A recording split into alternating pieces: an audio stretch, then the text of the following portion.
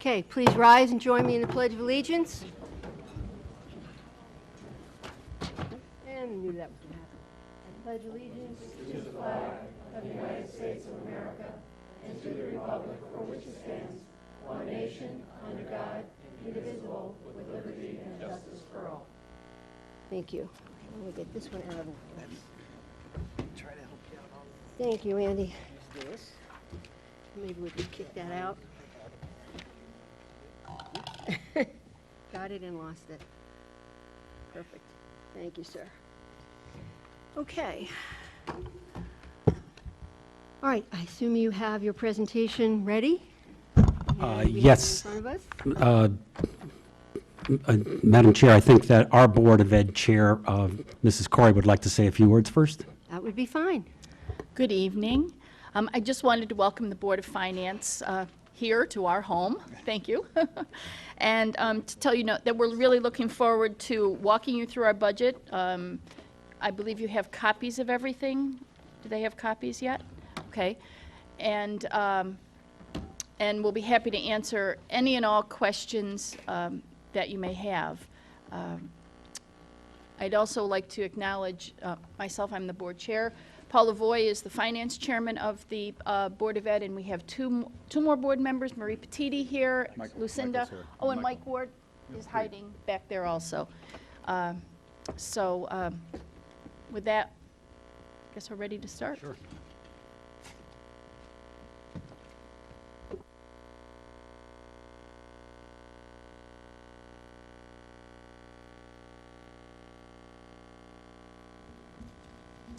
Good evening, and thank you for the opportunity to present the Board of Education 2017-18 budget.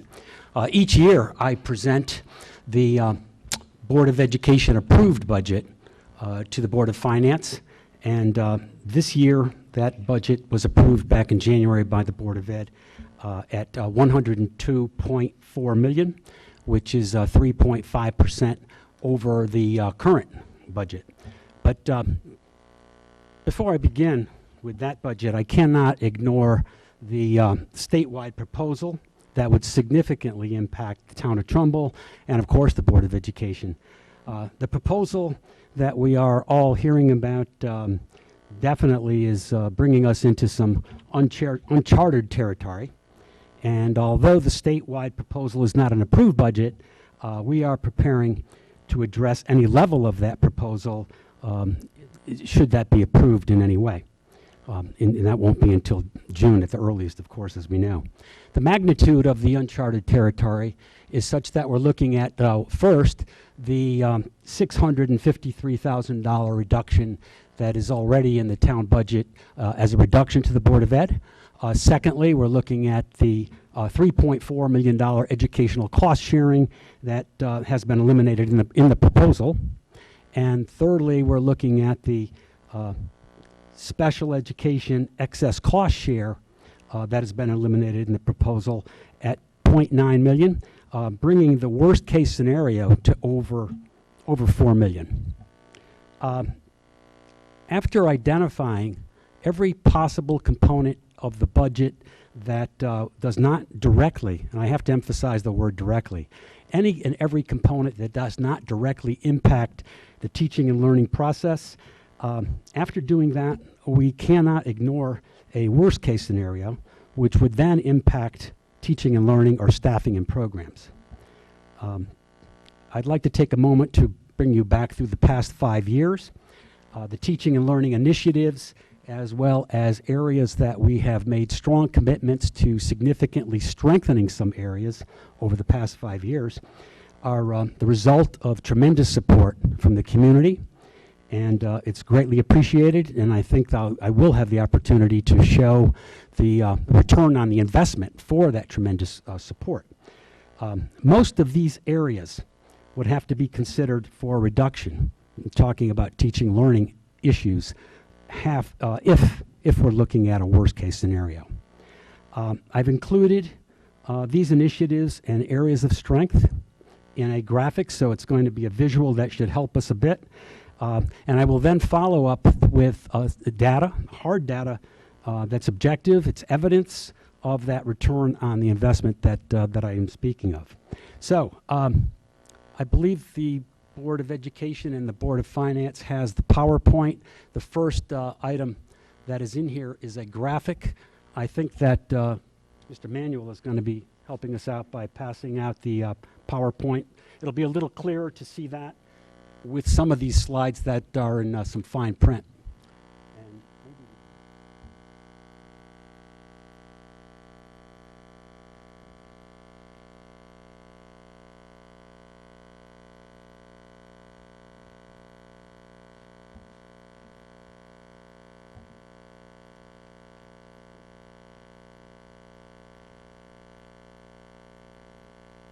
so I'd like to take a moment to explain that this Venn diagram really outlines and provides us with a visual of the essential resources that are needed for all students, pre-K all the way to grade 12, in order to expect the student growth and the student achievement that we want for our children.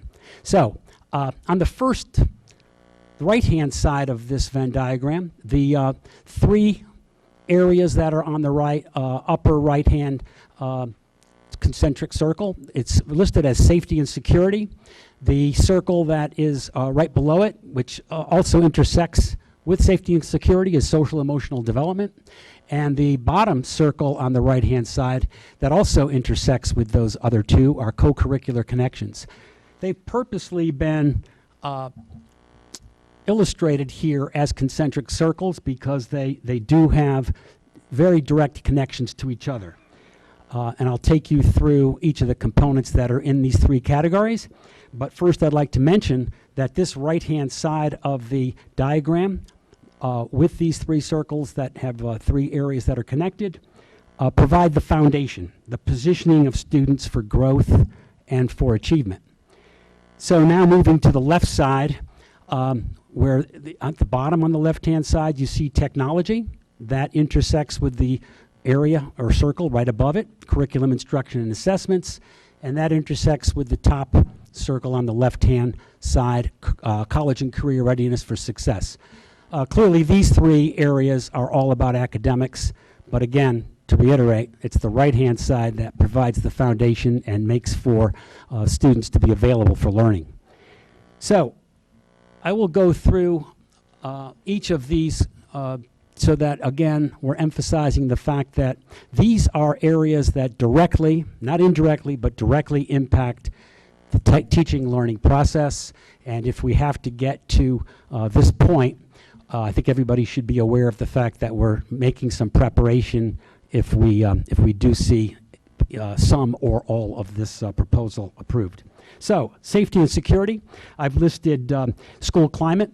PBIS is a program that has enabled us to be a PBIS, or positive behavior intervention school district, and it very directly has to do with improving school climate. Secondly, security officers has been a tremendous commitment over the past 5 years. PA 13-3, facility upgrades is by statute, of course. We've had to do a great deal of facility work in order to comply with security standards. The next area, the next circle below that, social emotional development, which is connected, has to do with the mental health staff expansion that we have been able to move forward over the past few years. Under that, the strengthening of the social emotional learning, or SEL curriculum. Just this past year, we've established a grade 12 wellness health course.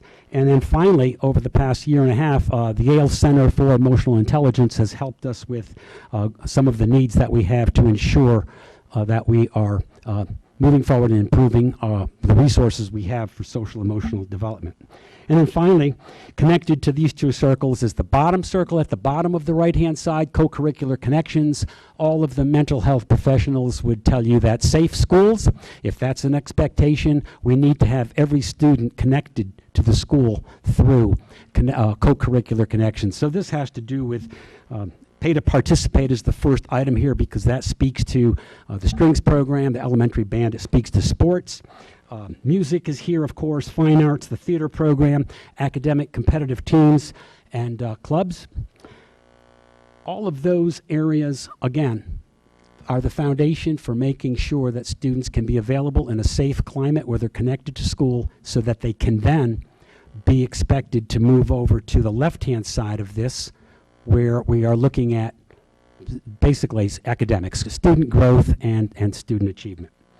So, under technology, we have listed laptops, iPads, Chromebooks, smart boards in every classroom, technology integration specialists at each level, elementary, middle, and high school, and one-to-one devices. Again, a great deal of commitment and support from the community has enabled us to move forward with technology over the past 5 years to the point that I can tell you it is actually transforming the learning process. So that area, of course, connects to the circle above here, which is the area that's labeled curriculum, instruction, and assessments.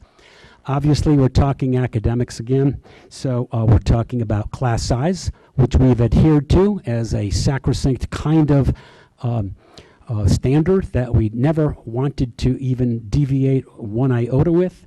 Full-day kindergarten, as you know, was established back in the 12-13 school year. Tremendous return on investments for that. Those students today are fourth graders, and I can show you the data with how they're doing. We knew in the first year, halfway through the year, they were doing as well as students at the end of the year. Intervention specialists has to do with primarily literacy and math, reading, writing, mathematics, curriculum, textbooks that are updated are in many ways the heart of the budget, along with the AP course expansion and standardized test results that have drastically improved, professional development, special education, and that brings forth a myriad of different topics. The TAG program, Trumbull Academically Gifted, and at the bottom of that list is STEM, the integration of science, technology, engineering, and mathematics. And again, these two circles on the left-hand side are areas that are connected to the category that's at the top of the left-hand side here, college and career readiness for success. We see once again AP course expansion listed, again the math literacy intervention specialists, and job shadowing and internships and academic competitive teams had to be listed here once again. So, I think that it's important for me, again, to mention that we didn't start with this kind of effort that would impact directly teaching and learning. This came after. We started by looking at how we could, and we're still in the process of doing this, how we can look at being prepared for any significant reductions that are in this proposal, if it becomes approved, that it does not directly impact the teaching learning process. However, going beyond that, this had to be presented in order for us to be looking at why I refer to this as uncharted territory, because we're looking at if there is a worst case scenario, it would impact teaching and learning, it would impact staffing and programs.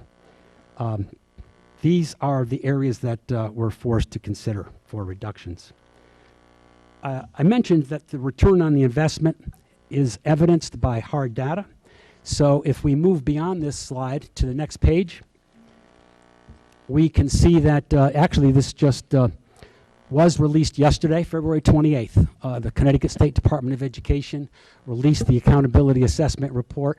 And actually this is the school district report card. If we look at the left-hand table, it's the longer table, and at the top of this table lists the district reference group DIRG B. In DIRG B, and that's the 20 school districts that are listed with Trumbull being part of those, and it has to do with socioeconomic development, socioeconomic levels, has to do with free and reduced lunch. Demographically, we're looking at 20 school districts that are similar based on those kinds of attributes. When we look at this, Trumbull is at the very top of all of the districts that are K-12. The only one that is above Trumbull is a district that's not K-12, it's K-6, that's Woodbridge. And the numbers on the right indicate the district performance indicators.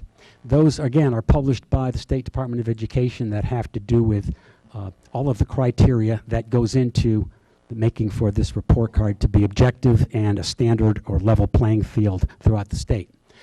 On the right-hand side, we're not DIRG A. You can see the communities that are here. DIRG A includes communities like Darien, New Canaan, Wilton, Weston, Westport, Easton, Reading, Ridgefield, and so forth. And even when we look at DIRG A, Trumbull is only topped by, rated higher by Darien. All of the others are under Trumbull's assessment or accountability report. At the bottom of the slide, I know that many of us have heard before about schools of distinction. Just released again yesterday in this report, we learned that 4 of our schools were cited by the State Department of Education as schools of distinction: Booth Hill, Jane Ryan, Middlebrook, and Tashua.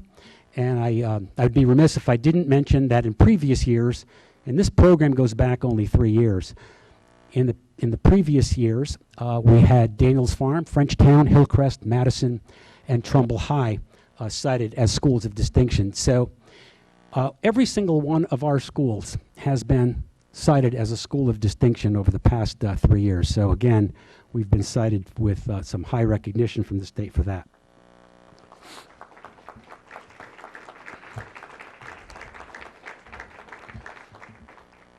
I'd like to bring you now to the results of the standardized test that is known as Smarter Balance for grades 3 through 8. This table is marked DIRG B. Again, these are the 20 districts that have demographics similar to ours. However, I apologize, there's a mistake here. At the top of this table, it says math. This really is the table for English language arts. So this is not math, but it's English language arts. Again, if you look at the listing here of all of the school districts, obviously it's not alphabetical. There's a method to why Trumbull is at the top. It's because we had the highest Smarter Balance scores in grades 3 through 8. And that's actually reinforced by some numbers. If you look at the columns to the right, the 14-15 ELA, and then to the right of that, the 2015-16 ELA, or English Language Arts. Percent level 3 or above indicates that these are the percentage of students that have scored at goal or above. So again, we're at 81.7%, tied with Guilford at the top of the list. So again, this is English Language Arts, but not math. It's the next table, the next page. This is the one that is marked ELA, but it should be math. This is math now. And once again, when we look at the DIRG B 20 school districts, Trumbull Public Schools is at the very top. The numbers that verify that, because I don't like showing any kind of accolade that does not have any kind of scientific data. This does, clearly, if we look to the right, the column that is listed as 2015-16, these are the results from last spring. 2015-16 math, again, the percent level 3 or above is indicative of the students who achieved goal or above. And here we are, again, at the top of the list for Smarter Balance. So we're very proud of the accomplishments here, and very grateful to the students that worked so hard, the teachers and administrators who worked so hard to bring us to this point.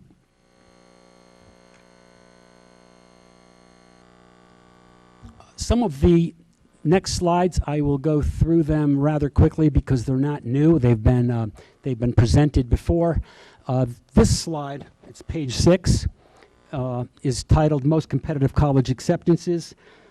This category of most competitive is not something that is a label thrown around subjectively from district to district. This is identified by the Barron's Profile of American Colleges as a standard. And if we look at what that really means, these are colleges that require the student to rank in the top, generally it's students ranking in the top 10% to 20%, and their grade averages are from A to B+. That definition and that standard comes directly from Barron's Profile. So if now we look to the next page, page 7, we can see exactly what that meant for the Trumbull High School graduating class of 2016. This class of 2016 was admitted to 42 institutes that are ranked most competitive, and 9 of these institutions are Ivy League. The next page, page 8, shows that the SAT scores. First bar shows that from 2005 to 2010, that 5-year period, the total mean score was at 1573. If you move now to the next 5 years that are more recent, 2011 to 15, we're seeing a drastic improvement to the mean score being 1603. And if we go one step farther, June of 2016, last year's class, it moved up to 1616. I think that these students deserve a tremendous amount of credit. Only 27% of these students ever took an SAT prep course, which is woefully low compared to Durg B and Durg A districts. Next page, page 9, we're looking at state and national citations and honors. The first 10 items that are listed here are academic competitive teams. We all know about the accolades that We the People, the bicentennial team, brings to Trumbull, but it's not only We the People that has earned state and national recognition. All of the first 10 teams that are listed are academic competitive teams that have to face very rigorous challenges in their competition. And then the bottom 3 are co-curricular. We all know about the Golden Eagle Marching Band and the concert choir and the Trumbull High School Thespians. Those are 3 co-curricular areas that have also received state and national recognition. And finally, to the next page, page 10. There was a great deal of publicity back in August that was generated by Realtor.com. I think that some people, rightfully so, asked what this was based on. What is the data that says Trumbull is now in the top 10 of municipalities throughout the entire country that is looked at as one of the top 10 favorables? The reason why it was ranked in the top 10 is because the data comes from the Connecticut State Department of Education. It's based on 2 areas that go across the board for all of these districts that were vetted, and they are student growth and student achievement.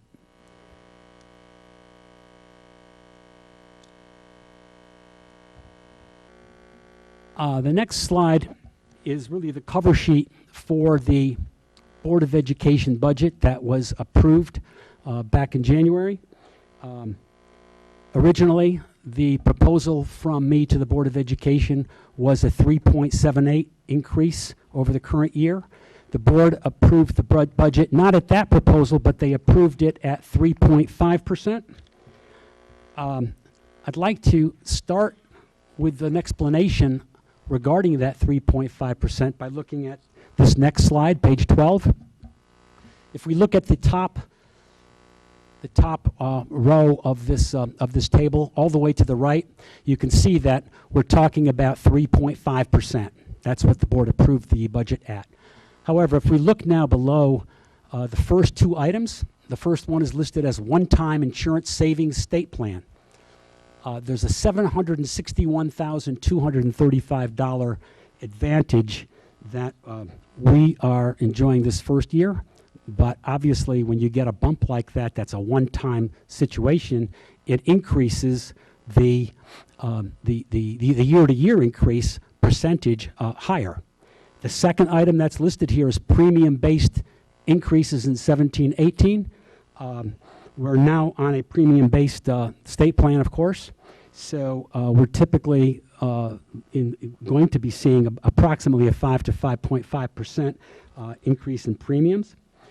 That now brings us to a new percentage if those 2 items are taken into account. We started at 3.5%. These 2 items bring this 3.5% year-to-year increase down to 2.25%. If we go farther, the next 3 items, we all have heard a great deal about the Bridgeport magnet tuition that is now charging Trumbull and any other district that brings students to Fairchild Wheeler into District Magnet School or Discovery School, a tuition of $3,000 per student. When students were first enrolled at the beginning of the Fairfield Wheeler opening of its doors, it was free tuition. Now it's $3,000. That is an expectation for next year. And when we look at 68 students enrolled at Fairchild Wheeler, and we look at 28 students enrolled at Discovery, those 96 students are now going to cost Trumbull $3,000, which is something that is totally unexpected. And actually, Mr. O'Keefe, our business manager, has done an FOI to find out exactly what the rationale is for that. So we have some information for anyone that needs to have that. So that item, the Bridgeport Magnet tuition, and the item under that, the archiving that needs to be done, it's way overdue. We finally have a system that archives all of our electronic correspondence. And then the last item that's in this category, the Connecticut Education Network. CEN previously was no cost to us. It was picked up by the state, but now it's not. So those three items bring this year-to-year percentage down even farther to 1.93% when we're talking about items that really aren't discretionary. The items listed under that, starting with the final year of pay to participate phase 3, all the way down to the bottom item, the facilities auto scrubbers, all of those are somewhat discretionary, which brings the year-to-year down farther. But I think the important message here is that the 3.5% and considering those first 5 areas brings this down to actually a 1.93%. I'd like to move to the next slide, which is typically the way we start our presentation to the board when we bring this to them in early December. I always start with the mission, our needs, and I think it's very important to start with that. I think that when we're looking at the statements that are here, it's very lofty, but it's a goal, it's a mission that really needs to be something that we live by. So it is lofty because we're talking about all students. We're talking about students becoming lifelong learners. It follows with the next slide with respect to an objective. And it becomes a little bit more specific when we're talking about the objective, because here on page 14, we're talking about the great strides over the past years that have been made but need to be continued, because we're always talking about continuous growth, continuous improvement. And when we look at transitions, and we all know about what the transition issues are, and the uncertainties, and even the nervousness that comes with transitions, whether it be from pre-K to elementary, or elementary to middle school, or middle school to high school, or high school to beyond higher education, and whatever endeavors are post high school. And the next page brings us to even more specific statements and beliefs and core values that we have to live by, that are connected to the objective, that are connected to the mission. And this is the district goal.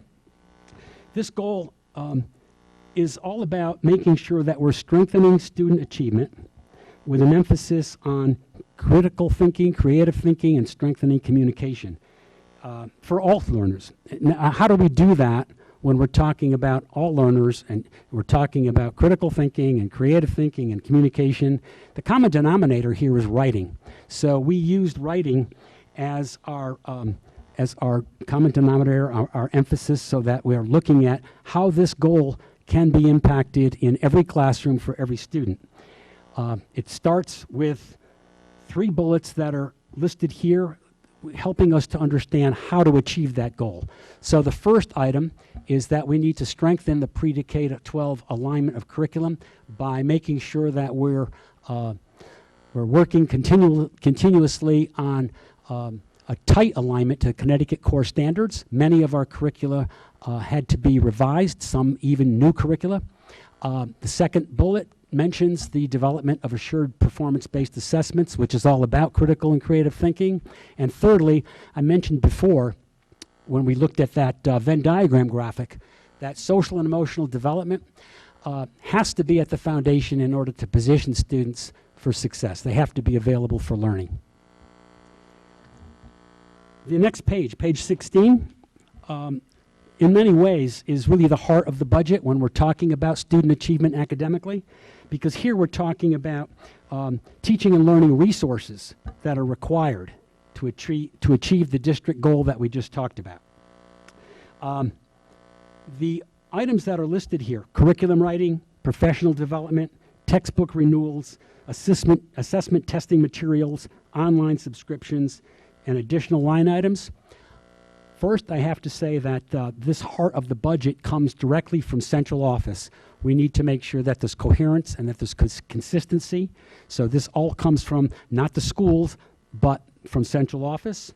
And I think it's important also to note that I'm cross-referencing with the budget book when I mentioned at the top of the slide, section 6, pages 5 through 14. So if we wanted to look for some real specific detail in terms of what all of this means, with why the costs are what they are, section 6, pages 514 is the cross-reference which brings you to the object and the page numbers. The next page, page 17, is not from central office. It's from the school-based needs that come to us for the budget process, and also from pupil personnel resources. So we're looking here at consumable workbooks and textbooks. We're also looking at the tuition, including magnet schools and out-of-district placements. And we're looking at PPS consultants. And the fourth bullet down indicates the 2 staffing additions that are academic that were proposed in the budget. The 2.0 grade 5 Spanish teachers and the 0.5 SAT preparation position. At the bottom of this page, it mentions the resources for student connections for a safe school environment. So here we're talking about the continued support for not new, but already existing continued support for social workers, psychologists, intervention specialists, and also, again, connections to those core curricular activities. I had to mention in this second bullet that we're now embarking on phase 3 of the reduced pay to participate plan. This was started 2 years ago to bring down the cost of pay to participate fees. We're currently in year 2, and the proposal was for next year to be year 3.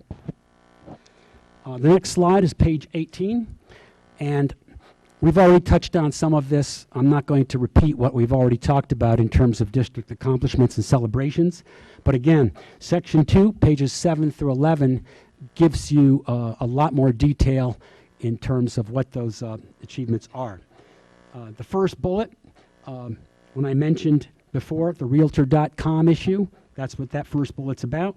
The second bullet is another outside source called School Diggers. Again, it's based on data from the Connecticut State Department of Education, and it ranks Trumbull Public Schools as one of the top 10 school districts in Connecticut, and that's recent. That's just in 2016.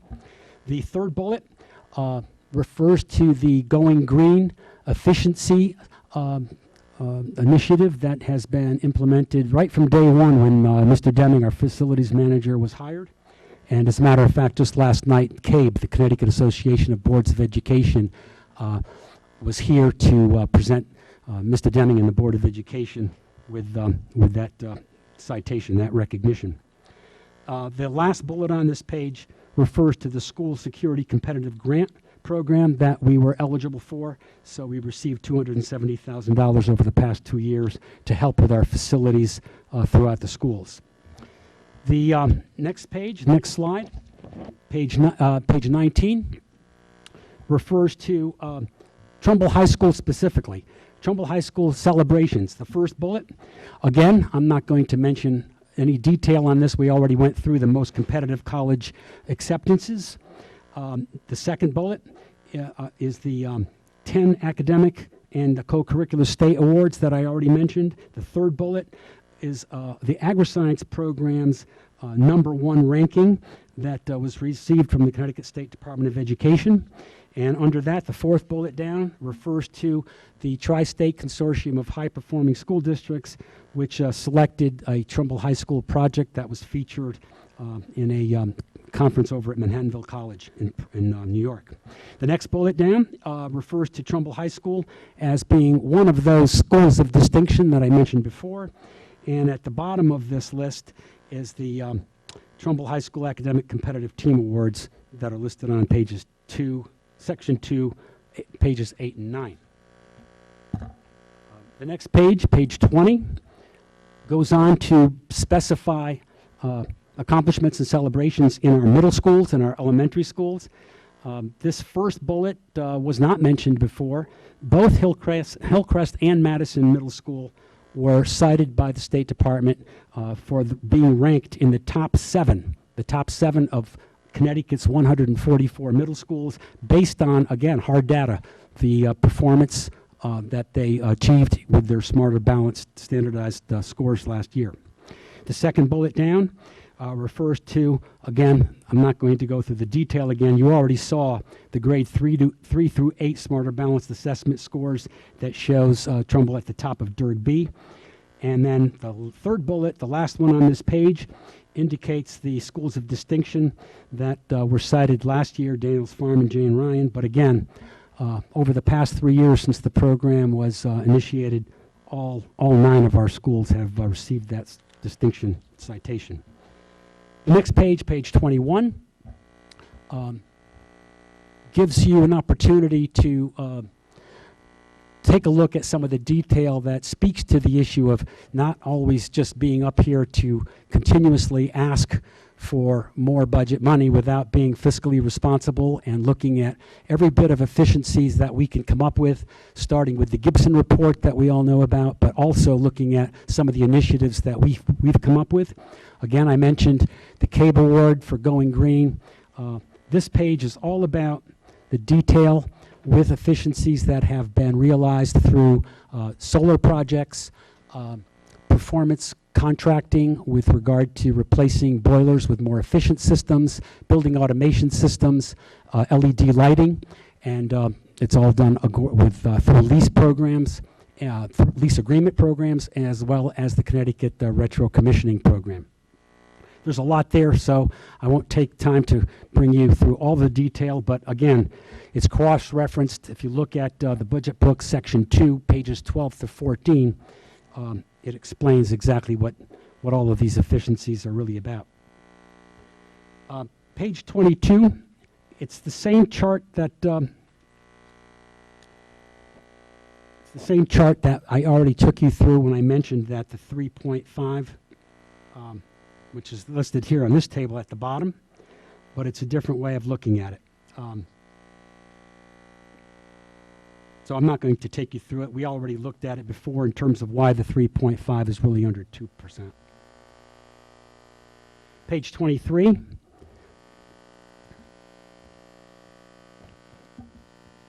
Answers the million-dollar question, why is the budget increasing? If we start at the bottom, the green row that is listed as a 3.5% increase, and now we go to the top of the chart and we see that salaries and benefits make up 2.63% of that 3.5. Going down farther, if we look at the pay to participate fees, the final year of the payment phase out that we're talking about, plus the Bridgeport magnet tuition and the curriculum, text, supplies, professional development, that brings us to 3.24% of the 3.5. And the only two items left here are the 2017-18 staffing changes, and that's only 0.04%, and all other is 0.22%, bringing us to finally 3.5%. On page 24, the next slide, if we look at 16-17 school year, the changes at the end of the school year, and if we look to the right where we are today with regard to the 17-18 request, as far as administrators go, we're looking at no change from where we were in 16-17 plus what we needed after the 16-17, the 1.4 added to the 31.18 FTEs. When we look at the teachers, which is the next row down, we're looking at retirees and backfills for the most part. So this illustrates the FTEs, or full-time equivalents, from where we are now and what the request was when I brought this to the board for the 17-18 school year. And the rest of this has to do with custodians, maintenance, tech support, secretaries, paras, salaries. But if you look at the footnotes, all of the footnotes for all of these items are at the right-hand side, and they explain the detail in terms of where all of that comes from. If we look at page 25, the cost impact of staffing changes. The first category here is administrators and teachers, secretaries, paras and aides, salaries, other. Well, the administrators, it's a 1.4 reduction, actually, $32,597. The teachers is an addition because we projected that we would not have to add any new teachers, but we never have a crystal ball, so it's no one's fault that we ended up with a bit more of an enrollment for two different grade levels, one grade level at Booth Hill and one grade level at Daniels Farm. So we had to hire two more teachers after the budget was put to bed. So that's an $105,240 increase. Secretaries, paras and aides, salaries, other, those are reductions. They're in parentheses. The next category down mentions the grade 5 Spanish teachers that were proposed and supported by the board back in January. That's a 2.0 FTE, 2 teachers for a grade 5 across the district. That's an increase of $150,000. THS, Trumbull High's SAT preparation, a 0.5 position was proposed and supported at $37,500. And the next three, facilities reorganization, para reduction, and continuing ed items, the secretary and some of the instructors, funded by the revenue, brought us down in those three categories where you see the parentheses around the numbers. So those were all reductions. So bottom line, if we look at that yellow bar going across, the total 16-17 updates refers to a 0.97 increase, or $44,193. I typically show page 26 so that everyone can really grasp the bulk of what the budget is all about.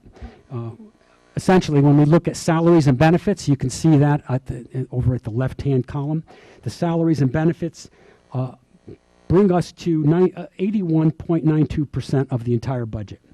If we go a little bit farther down and look at transportation and tuition and energy and utilities, those three items added to the salaries and benefits now bring us to 93% of the budget. So it leaves us with 6.77%, and it's listed here as all other.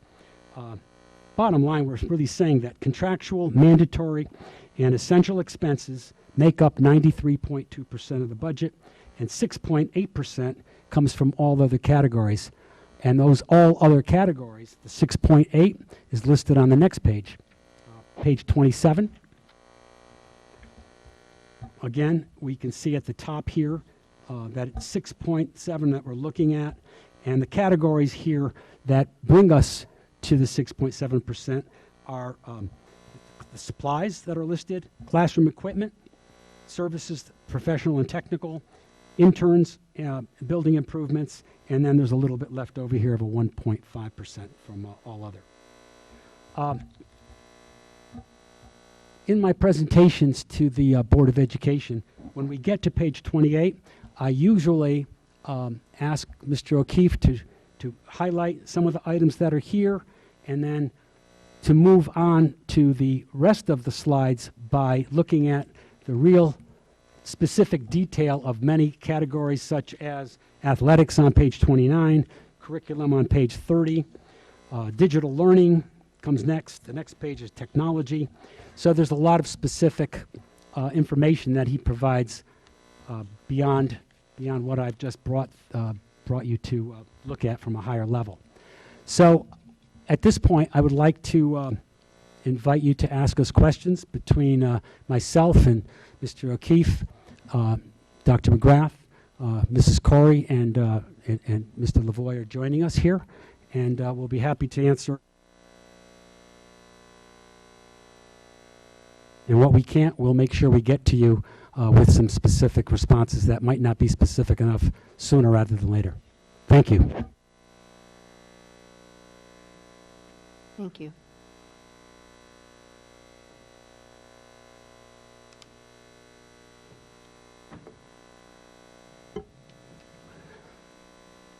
Do any of the board members have some specific questions?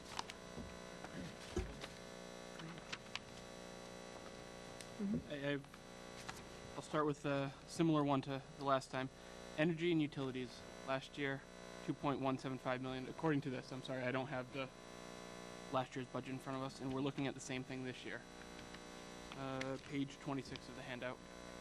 But we know from obviously previous pages and also other work that's been done, there's been a lot of energy upgrades done to the town and done to the school,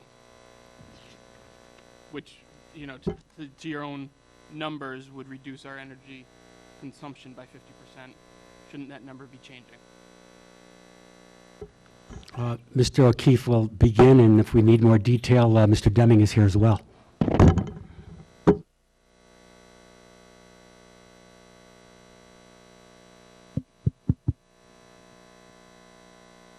So the question is, can you hear me?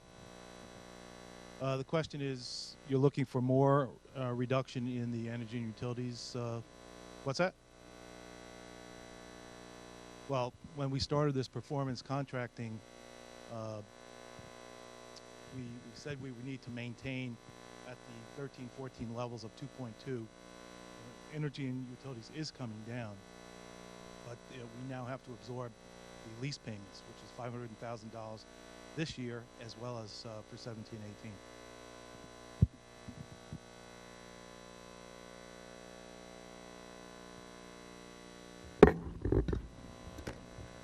So the way performance contracting works is that we use the energy savings to fund the new equipment. So essentially what we're doing is we're getting all new boiler rooms, all new equipment, HVAC equipment in our schools for no additional cost to our budget at all. So we take the energy savings, which is the essence of performance contracting. All of the money that we're saving in energy costs goes to the lease payments on the new equipment.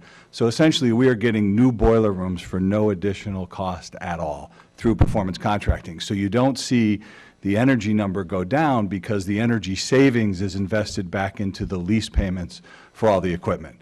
Had we not do this, our energy prices, our energy costs would go significantly up because of the inefficiency of all of the HVAC equipment that we've had in the school system. So what Mr. Deming is doing with Mr. O'Keefe and through the facilities committee is literally upgrading all of our school systems, all the boiler rooms, all the heat and comfort areas for no additional cost, no additional impact to the budget. It also did not have to be bonded. Right. So you're no not bonding, seeing, there's correct. And that part I get, but then we also put in solar panels, which are basically using our roof for a reduced price in the electricity. So it shouldn't Which are have. now paying for that roof, which was also Okay. done during municipal lease and not bonded. And maybe So no one else so up we've here. gotten 5 new boiler rooms. We've gotten a new roof on Hillcrest at no cost. Maybe it doesn't matter to anyone else, but and I think we talked about it last year. Is there any way, at least going forward, to break that out so I can see energy costs, we can see performance update? Like, I mean, we're talking about a number that's kind of staying fixed, but it's not. It's getting segmented. I think it might be broken out in the detail, Did I miss it? Okay. in the book. It's in the book, yes. Correct? Is that correct, Sean? What kind of details? I mean, Mark can get you as much detail as you want. I would.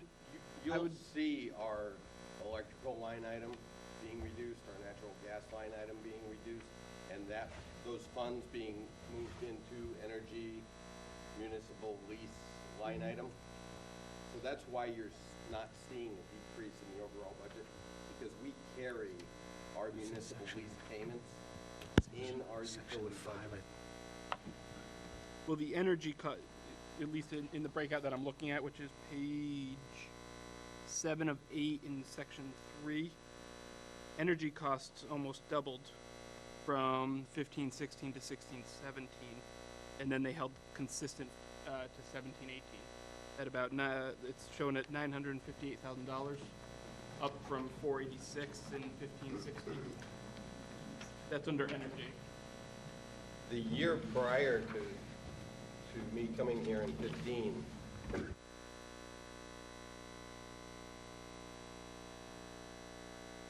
Again, I'm not doubting that. I know we've done a lot of savings from energy, and also the cost of energy has gone down on its own.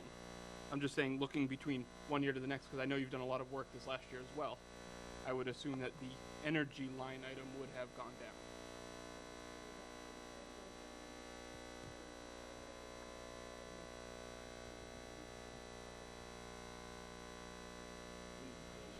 But that's not what's being shown in what we're looking at. In the book, the budget book that you gave us, section 3, page 7 of 8, it talks about utilities, and it holds them constant. It talks about energy, and I guess we might ask for what is energy if it's not a utility. Actually, go to section 4, page 13. Section 4, page 13. Yes, it breaks it down more. Right there, project lease payments. Correct. At the bottom of the page. Yes. Project lease payments are the last item at the bottom of that page, page 13 of 30.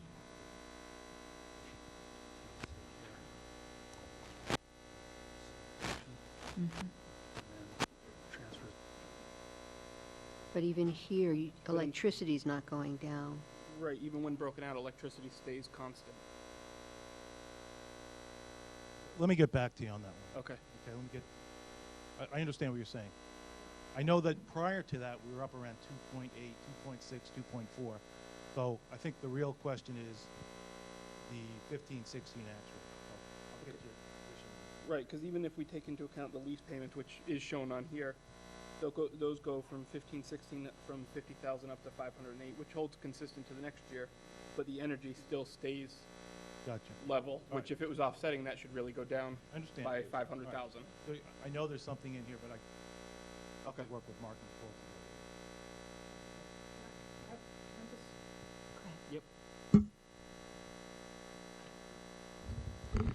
Just for some further information, if you can give it to us, going back to the actuals for 1314 shows a natural gas payment, actual payment of 1.3 million, almost 1.4 million, that dropped to the next year to 495,000. But that was before you started to change anything. So why was there such a huge drop from that year to 2014-15?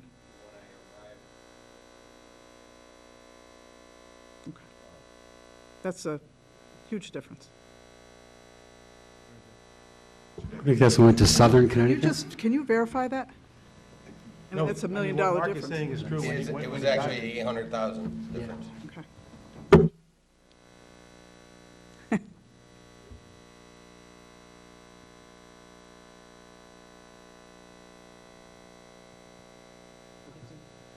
Thank you. Dr. Chaffee, first, congratulations on these smarter balanced scores. Thank you. It's a team effort, and there's a great deal of appreciation to our students, teachers, administrators. Thank you. That's sort of my question, because the only district on the math side that's even close to us was New Fairfield, up 12.9%. But what did you do different year over year to achieve this kind of an increase in these scores? And maybe if you could somehow talk about the different parts of the budgets that would be impacted if you had a different strategy over year to year. Yeah. Before I ask Dr. Budd to give you some specifics, I can tell you that there's a great deal of work going on with respect to professional development, not only externally but also internally within the schools. So we have intervention specialists, we have an instructional specialist for math and English language arts at each of the 2 middle schools. At the elementary schools, we have 2 math specialists, and we have 2 English language arts specialists, and we have 2 math specialists at each elementary school. There's a great deal of consistency in terms of making sure that we're looking at being prepared for not just going as far as the algorithms or as we know, just memorizing multiplication facts, but going beyond to make sure that we understand how to apply those kinds of facts, the algorithms that we're teaching. But I can have Dr. Budd talk to you about some specific initiatives that we've done in terms of professional development. I think that technology is a great resource that has been able to contribute to that. And going back to what I mentioned before about full-day kindergarten, we're way ahead of where we used to be based on the fact that this community has given us the investment of over $800,000 back when we started 12-13. Do you want to add to that, Dr. Budd? Sure. Good evening, everyone. I think I can best answer the question by referring to page 30 of the packet that you have from Dr. Chalfie, because the four main categories in my section of the budget that are profiled on page 30 have direct relation to the question. This past year in Trumbull, we used our line item for textbooks and workbooks to prioritize approximately 24 textbooks across the K-12 spectrum that were out of date and in some cases not even published any longer. And these were in core areas such as Algebra 1 and pre-algebra. And in fact, the Common Core standards that are now the Connecticut Core standards for mathematics are here to stay, in the sense that those students then who have the benefit of those new texts in pre-algebra and Algebra 1, they have texts, first of all, that are highly tuned to the current needs of students learning mathematics, but also with really rich online resources, which was a key consideration when we purchased those texts. As you see in the detail of the binder, then the texts and workbooks for next year build on that foundation we established this year, for example, with a new geometry text which is needed. The current geometry text goes back a couple of decades, and while the basics of geometry have not changed, the presentation of that material to students and how we can enrich it with online resources has significantly changed. Speaking to classroom supplies, the next line item there, that item funds supplies that need to be consistent and coherent across our classrooms. So you may know, for example, this year we've implemented a writing workshop program in our elementary schools with great success with those students and their teachers. And in fact, that requires the purchase of supplies so that it's not just third graders in one school who have supplies, but it's third graders across the board, and sufficient supplies to continue that work throughout the year. In that area of supplies, there are really two key drivers for next year. We want to build on that momentum to build and bring writing workshop up to the middle school level, grades 6 to 8, with the same kind of approach. And in the area of science, we do need to develop 4 grades of our science curriculum. The next generation science standards are substantially different from current or older science standards, and our students in 2 years will be taking a new assessment that's linked to those standards. So we revised this year the kindergarten science curriculum, and our proposal for next year is to revise grades 1, 2, 6, and 9, with grades 3 through 5, 7, 8, and 10 the following year. And that's so the students who are in those grades will be prepared for those assessments. That integration of the next generation science standards requires consumable science supplies, and it also speaks to the next 2 categories, curriculum writing and professional development. The curriculum writing that comes out of this area of the budget funds our teachers to work in really sustained ways on what in industry is really called research and design. This past year, your funding was able to bring approximately 30% of our certified staff together over the summer at hourly rates to look at best practices and to develop what would be the best new curricula in Trumbull.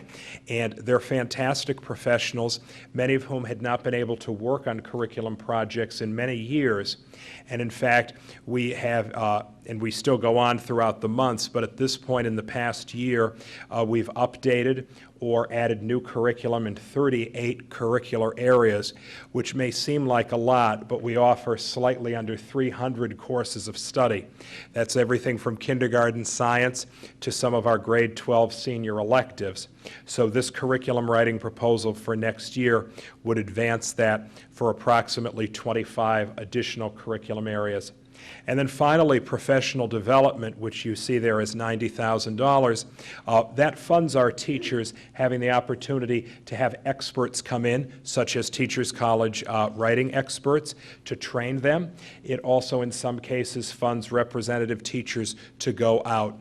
And in lieu of the fact we have about 600 certified teachers and administrators, that placeholder of $90,000, I have to assure you, is money well spent. And every single conference and every single presenter we have come in is really the best that we can do for the teachers and the students of Trumbull. So I hope that answers your question, both in terms of how we've used your money well this year, but also what our plans are next year.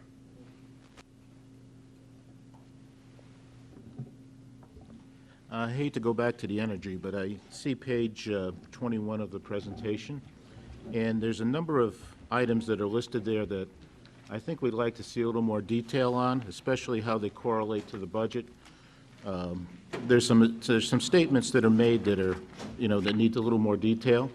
For example, the first one, we're on track for 50% plus reduction in our energy footprint by 18. I'd like to see how that all gets kind of built up to the numbers on this sheet. There's a number of pieces on here. There's a lot of statements made. And it'd be good to get the detail so we don't have to ask the questions about how things came about. I think it'd be a lot easier to do that up front. Thank you.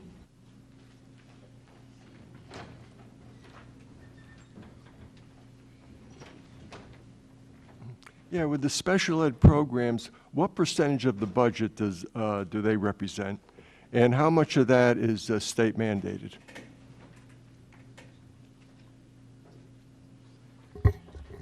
Special education generally represents about 20% of the budget. In terms of what of it is state mandated, all special education is federally mandated, and then the state adds some additional restrictions or policies and procedures on top of that. But all special education is required under federal and state law. So then 20% then is all mandated by the state or the federal? Well, for special education, yes. Yes. There's probably more of the budget that's mandated than just that 20%, but not necessarily directly related to special education. Okay, thank you. I would like to add that that's not an excessive percentage. Nor is it very low, much lower than other districts. It's pretty much the norm, right, Dr. McGrath?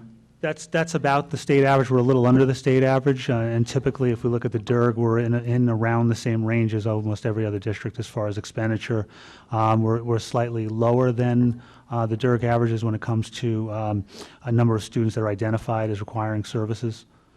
But special education services typically are calculated about 3 or 4 times the cost of regular education services. Since I got the hot mic. Dr. Cioffi, last year we talked about the technology integration specialists, right, and funding those. Can you talk a little bit about how they have worked and technology in general, and where and if technology can lead to efficiencies, not only through the teaching process, but in savings as well? Yeah, I'll begin, and then I can ask a couple of the technology integration specialists who are here to give you some more specifics.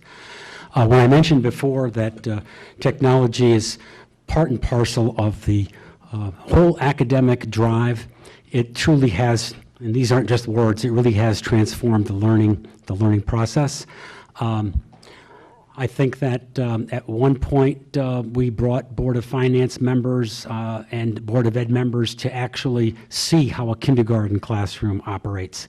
Today, if the technology is down, it's almost like in years past it would be like kindergarten students coming to the classroom without any paper, without any pencils, crayons, pens, or anything else. smart boards that are in the classrooms are very interactive in terms of engaging students. I can have the technology integration specialists here give you some examples of how that works, whether it be in the early elementary years or later. There is probably a great deal of data out there explaining or showing, illustrating that Trumbull is now where it should be after many years of really being behind in technology. But we're very, very satisfied with the support that we've been given. It's been very, very valuable. Is there one of the tech integration specialists that would like to, oh, Christina's here. Could you talk a little bit more about, Christina Heffley is the digital learning director. I know that she and I visited Greenwich to see what they were doing, and they're in no way any farther along than we are. So one of the great things that we've been able to do with the technology integration specialists and having one per building in the elementary school is we've really been able to tie technology to curriculum. So it isn't something separate. So when Dr. Budd talks about all the great work going on in the curriculum area, we've been really able to take some of those initiatives and directly align what's happening in the classroom. So for example, as the teachers are working on sort of their writing curriculum and incorporating that, we have the tech integrators who are working with the teachers around incorporating technology into their writing workshop model. So administering district writing prompts via the Chromebooks that we have, creating opportunities for students to have access to different Chromebook extensions to sort of enable that writing and make it easier for kids to do peer editing and to revise their own work. So our approach now is very much curriculum first, technology second, and really making sure that where we're focused from a technology perspective is the same thing we're focused on from a curriculum standpoint. So having the tech integrators, and there's a bunch of them here tonight, in each of the buildings full-time, they're able to co-teach lessons with teachers. They plan the lessons, they help deliver the lessons. They're not only helping the students learn the technology, but they're also providing that job-embedded coaching to the teachers so that they're getting more comfortable with using technology even when they're not in the room. So does that help? If I could add, Christina, before you sit down, you might want to add to my comment about how we have been very cognizant, as you have, in terms of efficiency. We're using more and more a plan that drives the utilization of Chromebooks because they're only $140. We're on a lease program in order to make sure that we're not going to be using equipment that is going to be 5 years old and then having to buy new equipment. But if you could talk a little bit about how we're using Chromebooks so that we will have one-to-one devices next year. And this is not a huge budget increase. This is part and parcel of the elementary equipment budget and Mr. Hackett's technology budget. So prior to this year, we had about 2 devices, one for every student we had, for every one student, we had 2 devices. Reverse, sorry. And what we were finding is we were sort of halfway there to a one-to-one program. So we really took a time to sort of think about what do we want to do as a district? Do we just want to continue to buy Chromebook carts for classrooms and have teachers be able to sign them out?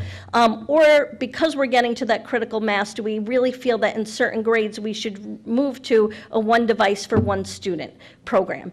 And we ran the numbers, spent a long time looking at them, and what we decided, and what we were already investing in technology, we could very easily start moving to a one-to-one program with students.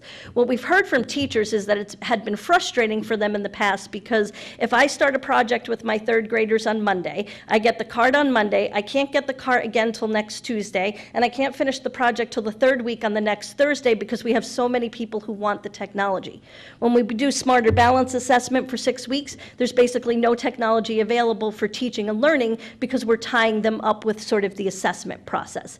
So what we really wanted to do is really to provide enough technology in the classrooms at the point of instruction so that teachers could use it if it's the right tool. So sometimes you're using a pencil, sometimes you're using a device, but really making sure that we provide enough technology, enough training to really support that integrated into the curriculum so it doesn't feel like something separate.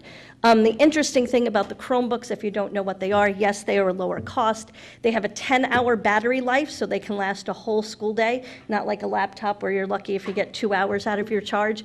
And the login time is literally a 5-second login time. So they give you all access to web resources, a lot of the digital tools we're doing from a curriculum standpoint, and the kids can use them right in the classroom, right when they need them as a tool. So that's really our initiative going into next year, is really to provide that one-to-one program for every student in grades 3 through 8.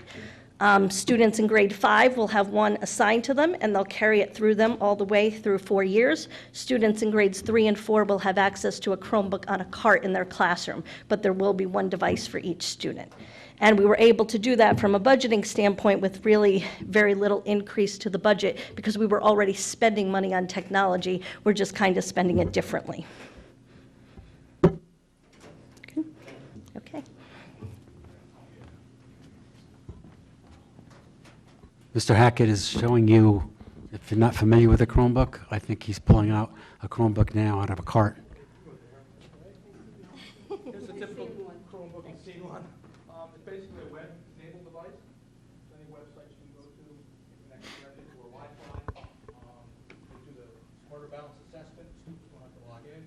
You're able to push the application and right to each device. It's a real big time saver for us. Mr. Chase, if I may, I want to share with you my experience with technology in the classroom. I have the unique experience of serving on the Board of Finance for 5 years and now serving on the Board of Education. And when we talked about doing smart boards, I served on the Board of Education and, on the Board of Finance, and some of you will remember that I was very adamant on making sure that we provided our teachers with the resources to be able to use the technology, to make sure that it was integrated. And it certainly took a little bit longer than our educators would have liked to get to the one-to-one technology integration specialist. But then moving over to the Board of Education, we had a meeting in a kindergarten classroom, and Dr. Chalfie, I'm a little disappointed that you haven't told him the story, so, because he tells it all the time. And I literally, as I went through our technology specialists, working with our teachers, and us sitting there as Board of Education members in the classroom, I grabbed Dr. Chalfie by the arm and said, you got to get the Board of Finance out here to see this. This is amazing with the progress that certainly they're making, and how the technology integration specialist has have really covered what I was mostly concerned was, and that is how do we take teachers who have not native to this technology when we have students who are, and how do we bridge that so that we can deliver the curriculum in the types of experiences that our students who are coming to school today demand. You know, we're kidding with Jeff about, there's not 2 devices for every student. They probably have 4 or 5 that they have at home that they don't bring to school, so that we don't let them bring to school. So I would encourage all of you, if you do have any questions about what's happening in our classrooms and the impact of these folks and how it's really kind of transforming what we're doing, and you're seeing the better results, visit a classroom. And I think our principals would certainly encourage you to do that, and sit in there. I will be prepared, because you probably can't keep up, but that was my joke, like, boy, I'm glad I graduated. Thank you. And we'll make that an official offer if any of you, whether it's Board of Finance or Town Council, would like to see this technology in action, because I know many of you are new. I'm sure we can arrange something, because we're so proud of what our students are doing and our staff is doing with this technology, and we thank you for it. Yeah, thank you. Quick follow-up. Since this is the Board of Finance, it does all come back again to money. Do you foresee at some point, because you look at the numbers, in terms of supplies as well as technology, the numbers haven't necessarily, one hasn't gone up and one gone down. Do you see a point where that starts to happen, where you start to see economic efficiency through technology? Or does technology itself just become an ever-growing cost? Well, you want this? Technology is, when I first got here, I went around to all the schools, and the biggest headache of all the principals was the lack of technology, or the technology that they did have was just taking so much time. It was so old, 12 years old, as much as 12 years old, that no one was using it. So we embarked on Project Catapult, and I guess in the past, before I got here, technology was bonded, like every 7 or so years, someone would say, we're really behind on technology, they go and get it. And then that ages and ages and ages, 7 years later, same thing. So we started on Project Catapult where we would purchase equipment and lease it over a 4-year period where the payments in the operating budget would match the useful life. So what we're seeing now is each year, we started 4 years ago with a lease, and that's a 4-year lease. That first lease will drop off. I have a waterfall analysis that shows that. So the first year of the lease, we spent $600,000, so it's roughly $150 a year. Next year, that 150 goes to zero. And then the next year, we spent, say, 120. That lease payment is 30, and so on. That drops off in 2 years. So it's an ongoing thing, but the initial large investment, drops off and it's replaced when we need more technology. What's that? And we keep it current. It's like an automatic refresh. I have to thank Mr. DeGennaro because initially both he and Mr. Hackett collaborated on the whole idea and the reason why leasing was far, far more efficient to prevent what you're worried about in terms of the costs just increasing exponentially. And Dr. McGrath and I were just talking about where we are right now with our lease program. This year and next year, we're at the peak of the lease program, and the year after, it's going to be reaping, it's almost all gravy at that point. And as far as the cost goes, the interest rate we got is significantly less than what it would have taken to bond, about 2%.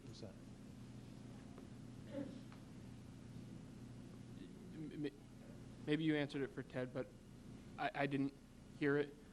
I heard about the technology costs, but will we be seeing any decrease in hard costs of supplies, pencils, paper, the things that technology is hypothetically replacing? Yeah, printing costs for sure are a benefit. They're reduced. Did you want to add to that, Mike? No, I think that's what printing costs. Printing costs are definitely The a benefit. to replace peripherals, printing.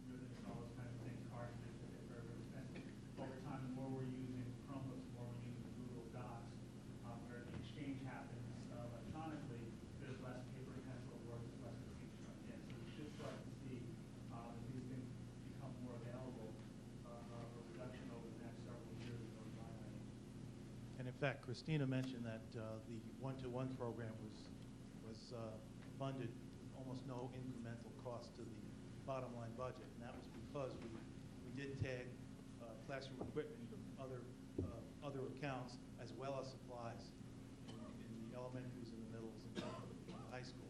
So we are seeing offsets. There's also the benefit by going to one-to-one that we will be able to eliminate, correct me if I'm wrong here, the computer classrooms. So we will no longer need those when it comes to Booth Hill in particular, where classroom space has been very, very tight, and we still have music and art in other than standard-sized classrooms. This is one of the areas, because of the elimination of the need for that room, we'll be able to recoup a room. It's nice to see a byproduct of an initiative that is so significant as classroom space, not having to worry about redistricting or new construction or anything else. If you have questions about how the one-to-one replaces a computer lab plan, I know that Mrs. Heffley would be glad to explain. I just want to follow up on one thing. You said that the costs or the lease for these would drop off and you'd reap some benefits for a year, but wouldn't they kick back up after a year or so? Depends on what the purchases are. It could. I know the first lease we did take was a large one, $600,000, and that particular one drops off. So if it's replaced by, in year 5, replaced by a $200,000 purchase, that's $50,000 as opposed to 150, so it would drop off. Okay. Thank you.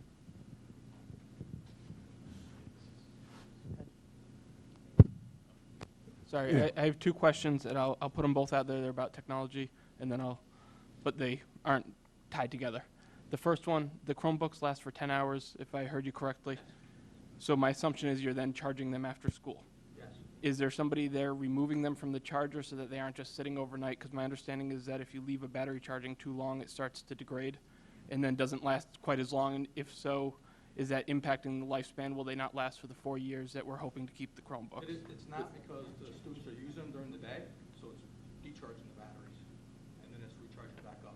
Right, but The new batteries, there's no, and also on some of the cards, they have timers. okay, So they thank you. charge half the card at once, and then the second half. And the second one being, I know that you guys are tech specialists. I mean, everyone's doing a great job, and you're pushing how to use technology. Is there a point where you start teaching them how to create the technology?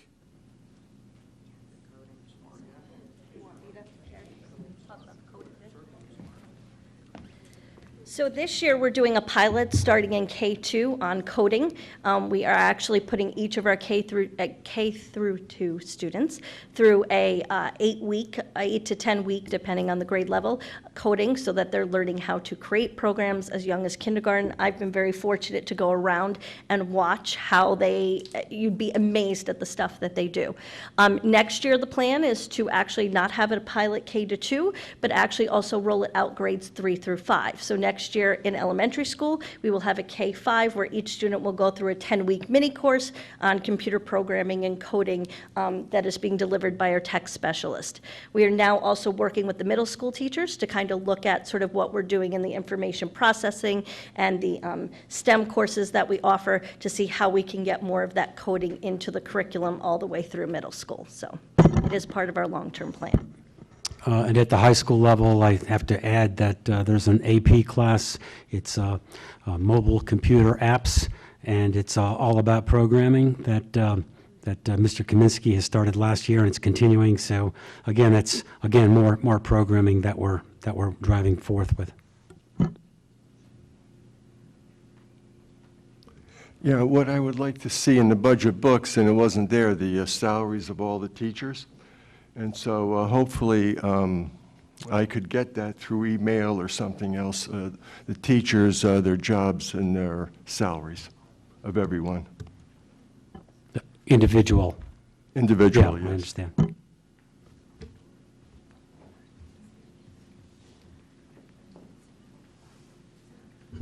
Okay. Starting off, Sean, I asked you the question about the insurance because I expected a larger savings in the health insurance from last year.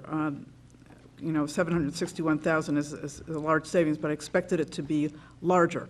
So I'm just wondering if you could provide me with a calculation of that amount, how you arrived at it, because I'm unable to do that through the numbers I have. Memory, but it's a pretty good. Get that for you.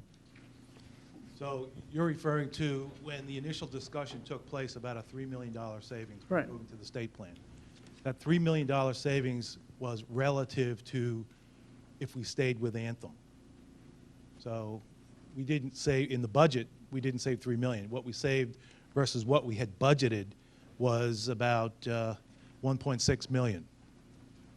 And because all of the unions filed grievances, once we got into that, we did have to negotiate with every one of the 8 unions, and there were givebacks. And so we had to reduce their premium share, and so on. So there was about $600,000 of givebacks or shared savings. So that netted to about $1 million. And then because we ended our self-insured plan with Anthem, we had to roll out the IBNR, which is the claims that were incurred prior to the ending of the Anthem plan on September 1st. And all of those claims that are processed after that come with a 20% markup, and that markup is about $240,000. That gets you to the 760 number. Could you provide me with some sort of schedule showing that? Sure. Okay, no problem. Okay. I'd like to ask some questions about new programs and positions in the budget, if I could. The first one is the Lead the Way project. I believe that's a STEM project in the middle schools. Yeah, Project Lead the Way is a well-established program that that provides for return on investment. So many districts that use that give us the ability to look at a range of different kinds of school districts. The funding for this is, again, not an isolated add-on item. It's really coming out of the middle school supplies and equipment budget.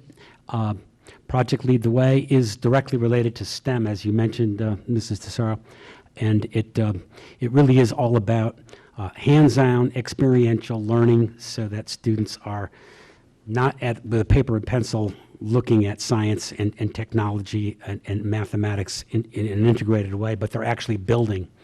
But as far as the funding goes, it's not listed as an additional item. It's coming out of what was there with supplies, equipment that was used in different ways at the middle school. So the plan is that we would start that for next year in grade 6 only, and then the year after would be grade 7 or grade 7 and 8. And then by the time we get to high school, and again, many districts are way ahead of us with this. It's in the high school as well. At the high school level, it would then be funded by the Perkins grant. We wouldn't be using Board of Ed operating monies for that. I can't remember the website, but there is a very good website you can go to see some of the examples, some of it in action. Dr. Budd, do you? Sure, and we can get you that website, Project Lead the Way, and essentially this is an international developed curriculum. We currently teach information processing and technology education courses at both middle schools, and there's a necessity of updating those curricula in any case to be as cutting edge and as relevant to these students as possible. So Dr. Chalfie is, of course, absolutely right, and the only thing I would add is that the funds that would associate us with Project Lead the Way are funds that we would otherwise need to use to update those curricula to bring them into alignment. And if I could, how is that delivered in the curriculum? Who teaches that?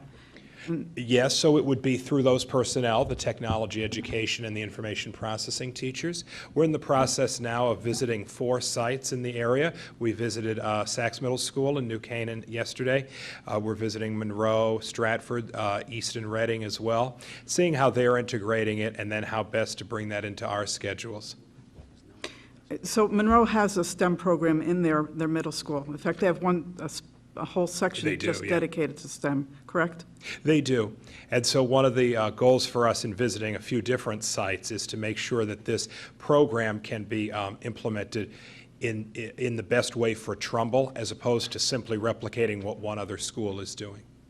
Okay. If I could just clarify, when Dr. Budd mentioned how it's being delivered to respond, technology education teachers, to clarify, because we just talked about technology, we're talking about a different entity. These technology education people were, back years ago, they were industrial arts, woodworking kind of programs. So those technology education teachers aren't doing industrial arts woodworking today, but they're doing other projects and other kinds of curriculum that now would be transformed for some Project Lead the Way materials for grade 6 as a start. And the info processing was the other piece of the implementation. The info processing program at the middle schools was absolutely valuable and badly needed. It's run its course, so we're trying to update the curriculum with Project Lead the Way in some other areas.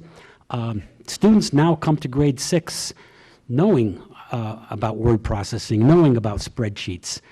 There was a time years ago when 6th graders would be coming to the middle school without those skills, so we've got to go beyond. Can you keep going? Can you speak to the increase of the interns from 2 to 3 per school? I know how valuable they are.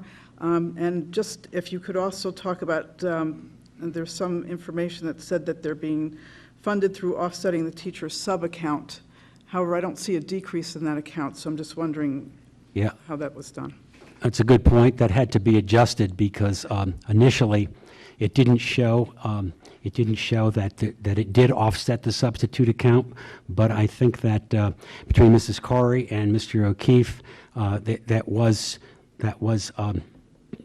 rectified. And as a matter of fact, when we went from the 3.78% proposal to the 3.5% proposal, 100,000 came right off because the substitute account wasn't addressed with that offset as it should have been. The need or the value of moving from two interns to 3 for each elementary school is badly needed and very, very important. It becomes harder and harder to get substitutes to come in when we're paying only $85 a day as opposed to some of the nearby districts, and I don't mean Durg A, but Durg B, that are paying $90 and $95. There's nothing like having consistency, a substitute not coming in for one day and then going to another school, but being an intern in that one school is giving us a tremendous value for that money, and it's offset by the substitute account. Does that answer? So has there been an adjustment to the book? So if you look at the detailed budget, page 7 of 30, you can see that the budget is 706,000, and that was 806 prior to that reclassification. And also, if you look at the 15-16 actual, we actually spent almost $900,000 on substitutes. So the 17-18 request is down to 706 from 806, is that what Correct. you're saying? Okay, that's not.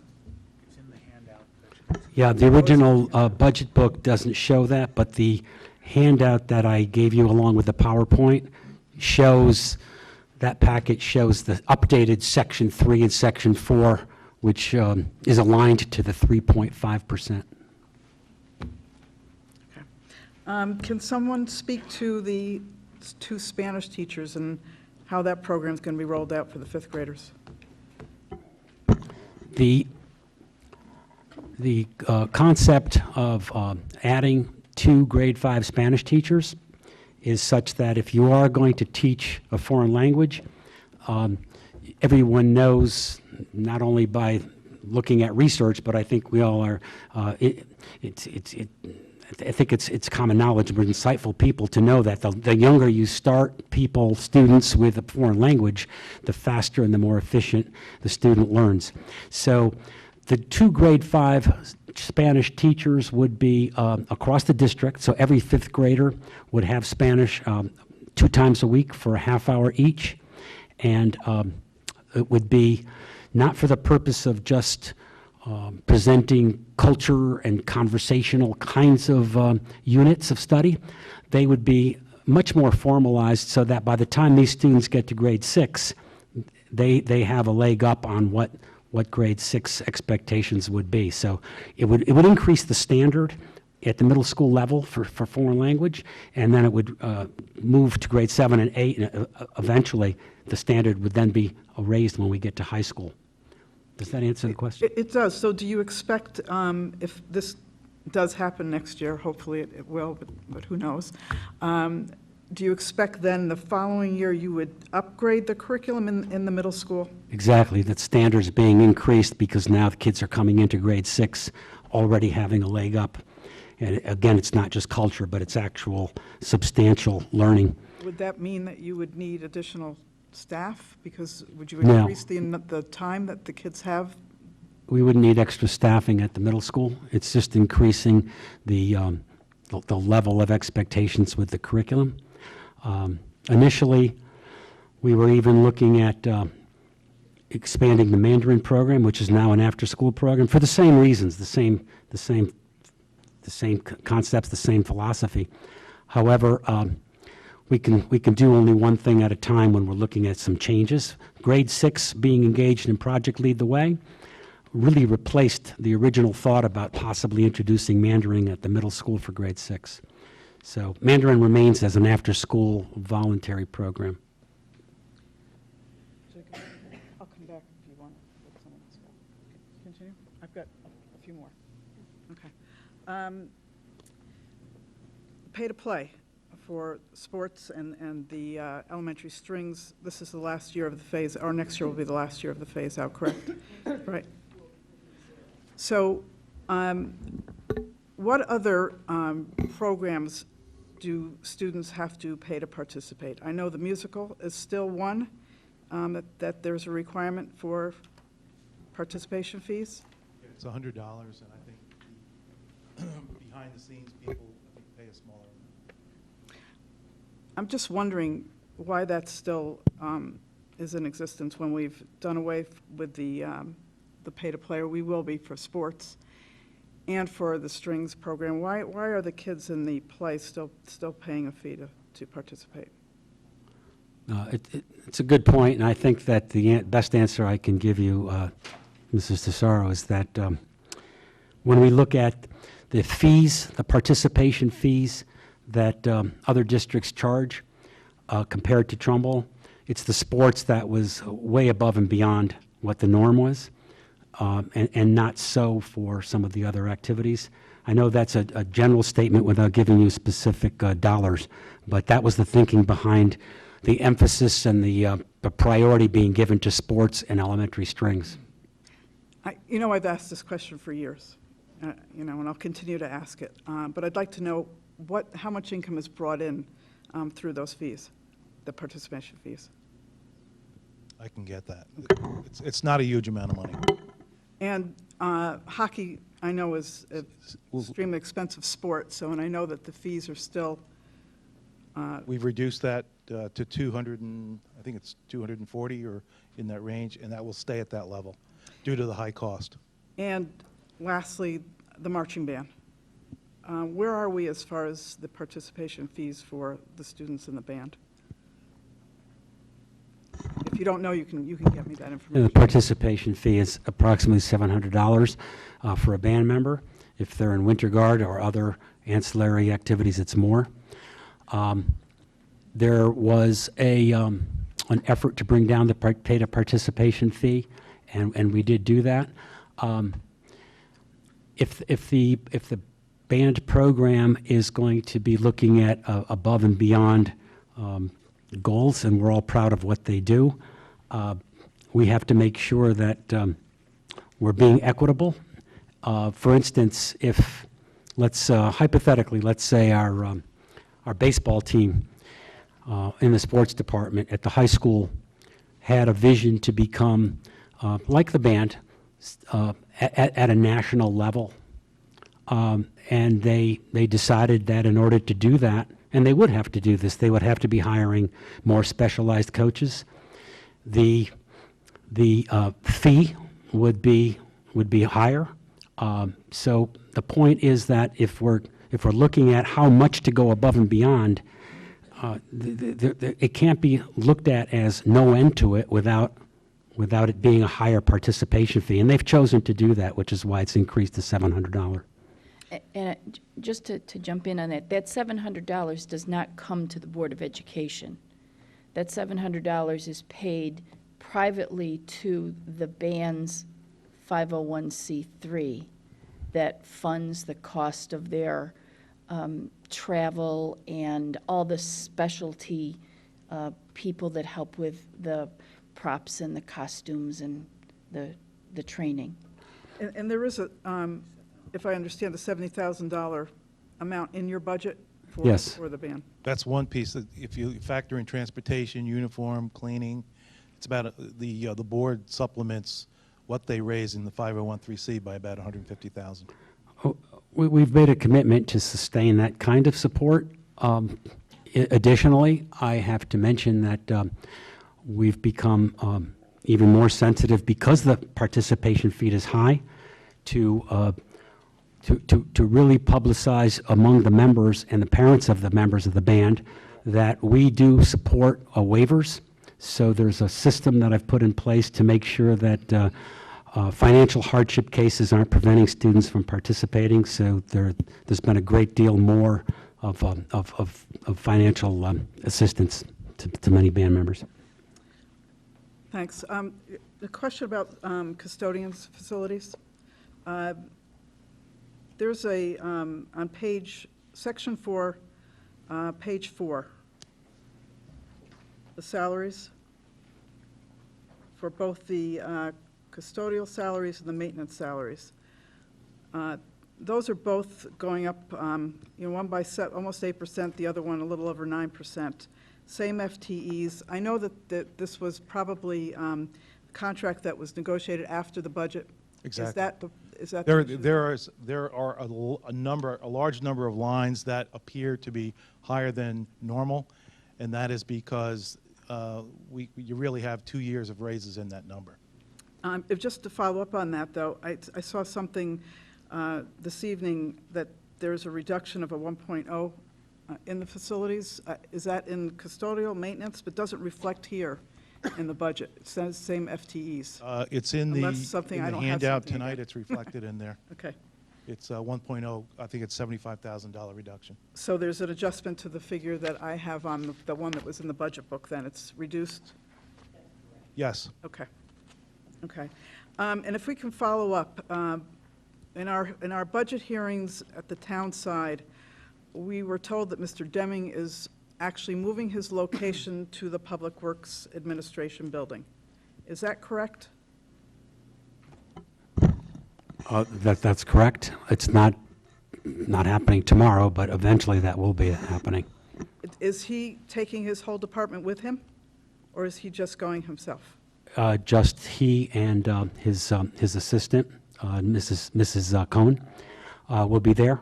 He will still be working directly with the school system, and there will be a person, Mr. Morello, who is on our staff. He's the number 2 supervisor, who has been doing extraordinary work. Will be here assisting Mr. Deming, so that what he's leaving here that has to be taken care of, Mr. Morello is prepared for it. So that's not, will that be happening during the next budget year, or is that something that's going to happen within the next few months? Yeah, I don't have a timeline that was given to me. I don't know if Mr. Deming could respond to that, but I haven't received anything formalized in terms of a timeline. You know more than I do. Get ready to move. So I'll ask one more question if I could. Maybe you don't know this either. Are you going to do, is your job going to strictly remain as a Board of Ed facilities, or are you taking on town responsibilities as well? Again, you know more than I do. Well, when I find out, I'll let you know.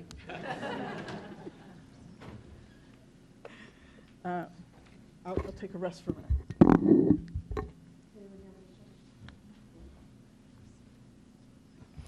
You know, this past year, were there any students from out of town that weren't supposed to be in our school system?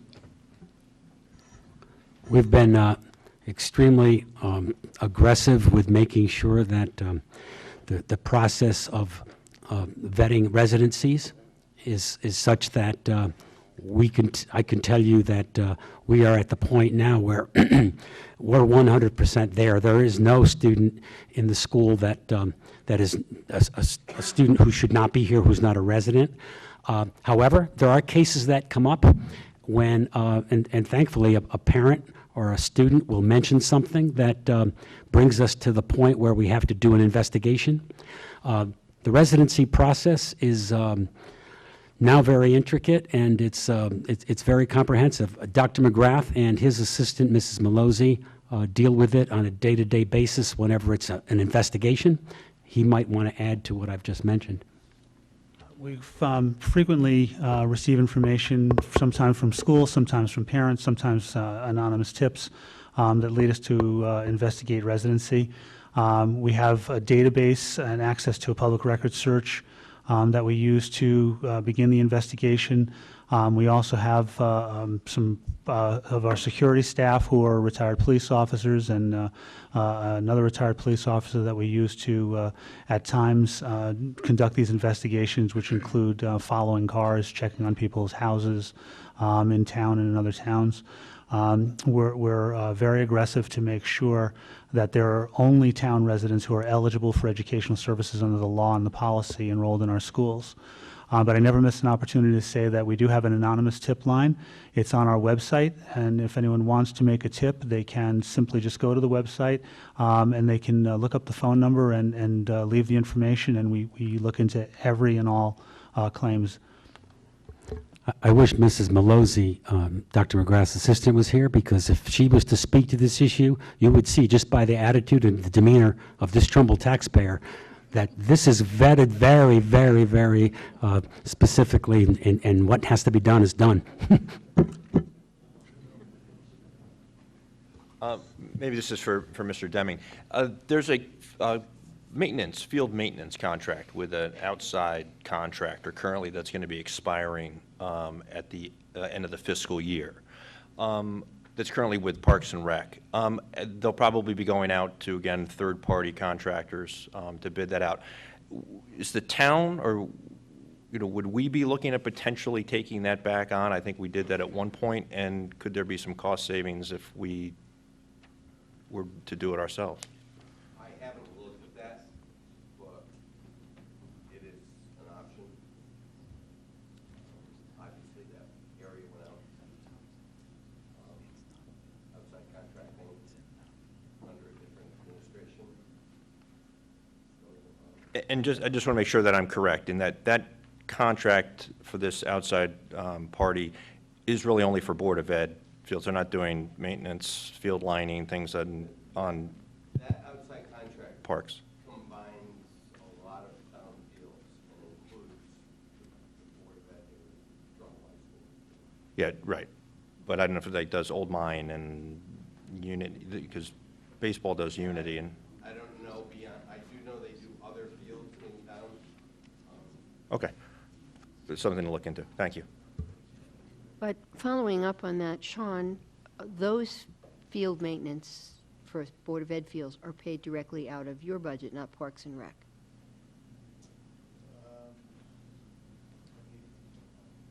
Okay. Could you look into that? Maria, do you know if you looked at that? That's a town line item. It's a town line item. So it's a town line item. It's a 219. Okay.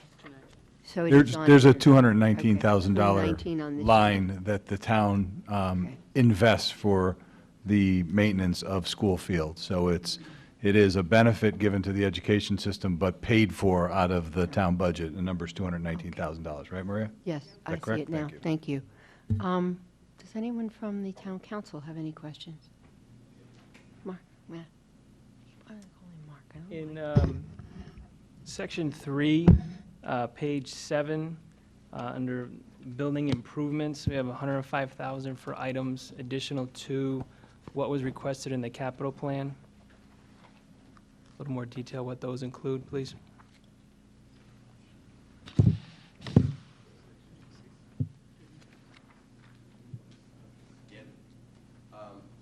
The plan here is basically water consumption.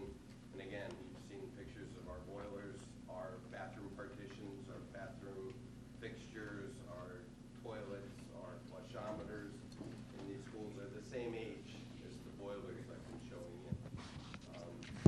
They're 50 years old, and that's kind of one of our, is going to be our pet peeve project this year, to try to start updating some of these bathroom stalls that are rusted and faucets that drip and leak. But that was my intention on the building improvement funds this year.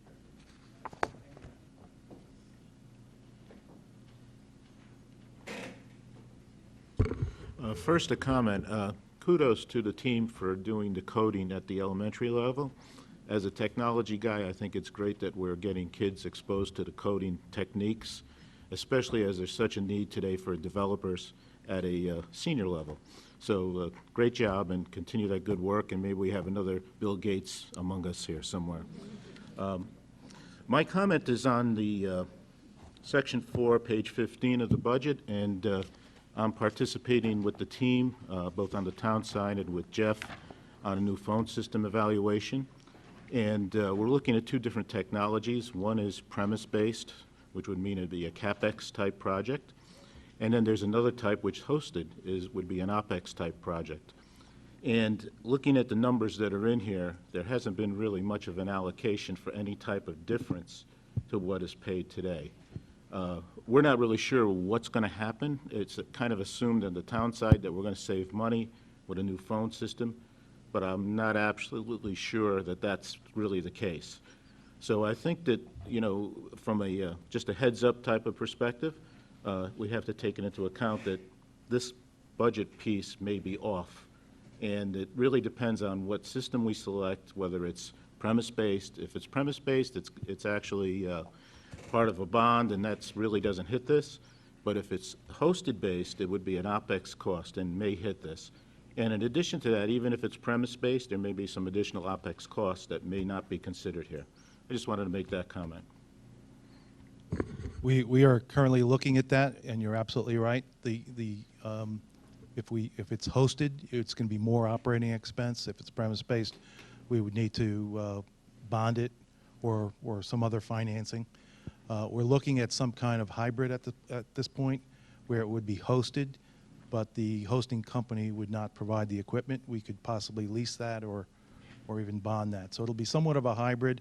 But in terms of what's budgeted, you can see we have $92,000 budgeted. The town, I believe, has, Maria, about 120, 130. So we try to, once we select which way we're going and what vendor, we'll try to work with the vendor to see what they can do in terms of a hybrid that fits within our budget. Yeah, I think it's the same question. Oh, I'm sorry. It's the same question on the town side as well. So I just wanted to raise it because it's, again, part of this budget. Thank you. We're meeting Friday.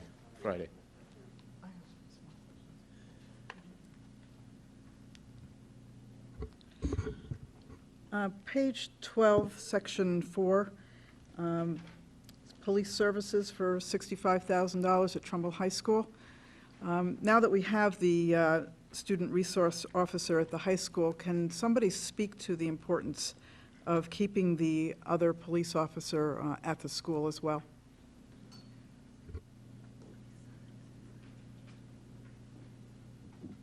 Yeah, I could do that. It's incredibly important. And when we look at the SRO that has been provided for us this year for the first time, the SRO is in the building, and his responsibilities are very, very much directly connected to students and staff in the building.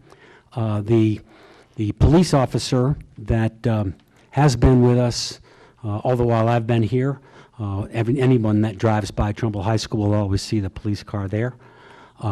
Two very, very different roles. That policeman is there for the purpose of, number one, making sure that the front entrance is supervised and the back entrance is supervised when the periods change, so that when you see students moving from the agri-science building to the main building and vice versa, that there's supervision so that students aren't out there without any kind of protection.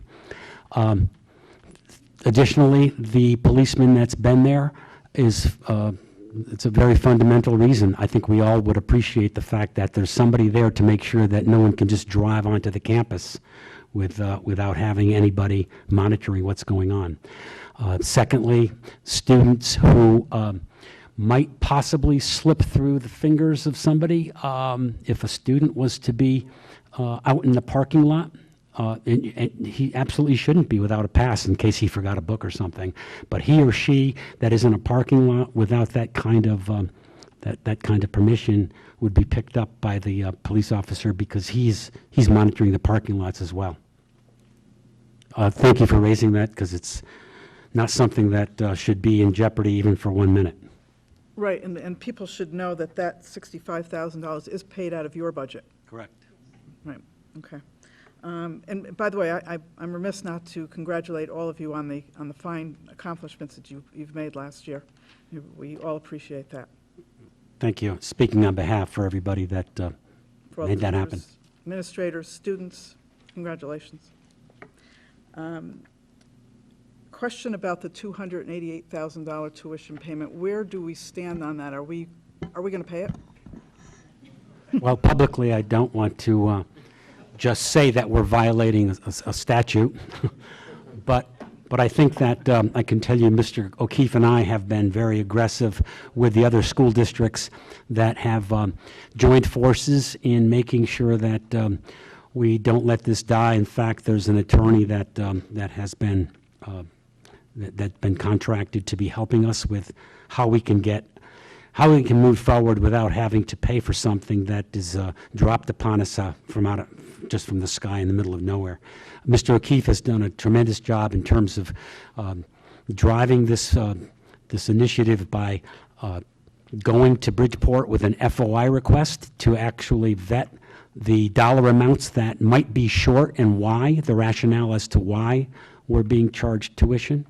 And I think he would love to jump in on this one. Thank you, Gary. I can help you, Sean, if you want. So, just before Sean does speak on this, I'm kind of driving him crazy on this issue. And as chairman of the Finance Committee, it is on our Finance Committee agenda every single month, and then Sean and I speak about it frequently. I will tell you that he is representing Trumbull very, very well when the school systems get together, coming up with not just sitting there and saying, I think this is unfair, I think this is unfair. Sean's actually doing a very good job of trying to come up with some creative solutions to, kind of reduce our liability on this. So he's not, some of the school systems have just dug their heels in and said, we're not paying it. And much to his credit, which obviously, of course, the question I ask is, if we don't pay it, what does that mean? And Sean says, well, then our legal fees go up. I go, oh, well, let's find another answer then, because I don't like that answer. So, so I'll let you can put in the color, if you will, to what I've just said. Well, let me just set the story here. So Bridgeport runs the school. They get $8.5 million of grant money from the state to run the school, and they spend every penny of that $8.5 million to run that school. 70% of the student body is from Bridgeport, and for each one of those kids, they get $3,000 from the state. So it's about $4.2 million. They also get $4.2 million from the state for the remaining 30% from the other districts.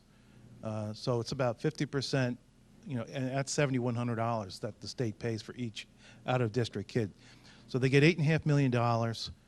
They're looking to charge the districts, the suburban districts, $1.8 million. For what we don't know, the only thing they've been able to say is that they're anticipating a $500,000 shortfall this year because the grant money, for some reason, is going to be reduced by the state. So they're expecting only about $8 million, and it's going to cost about $8.5 million to run the program.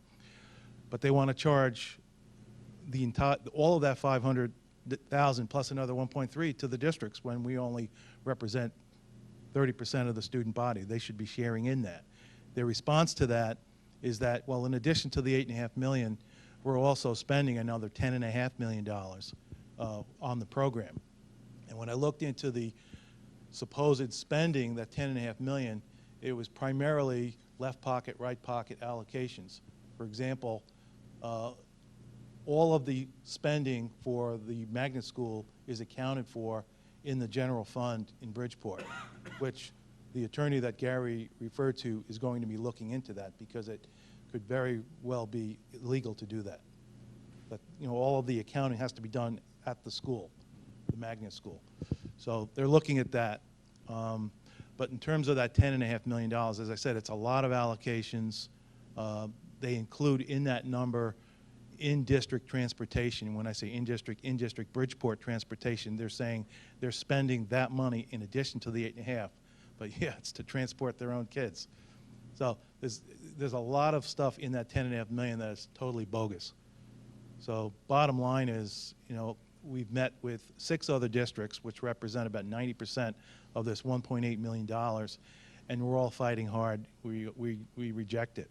And I met with 5 other business administrators. We met with the CFO in Bridgeport, Marlene Siegel, and we went through point by point, and every one of the points we made, which were valid points, and it was basically met with, that's your interpretation. So it really got nowhere.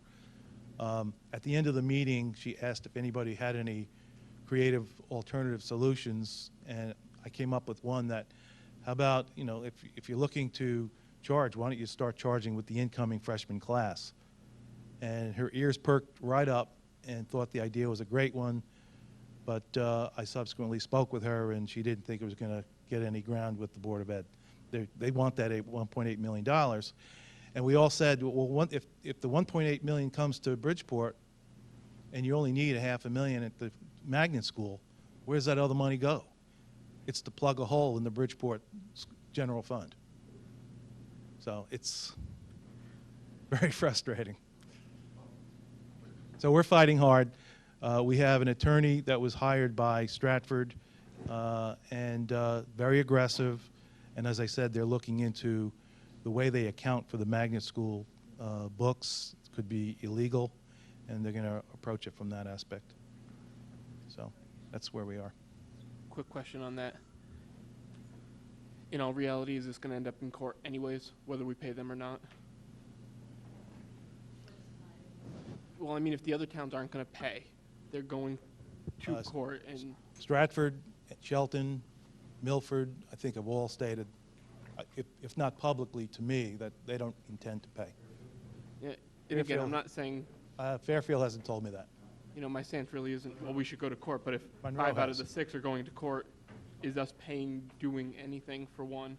And does the governor's new budget giving $20 million more to Bridgeport affect their magnet schools, or is that a separate entity? He's going to get me started now.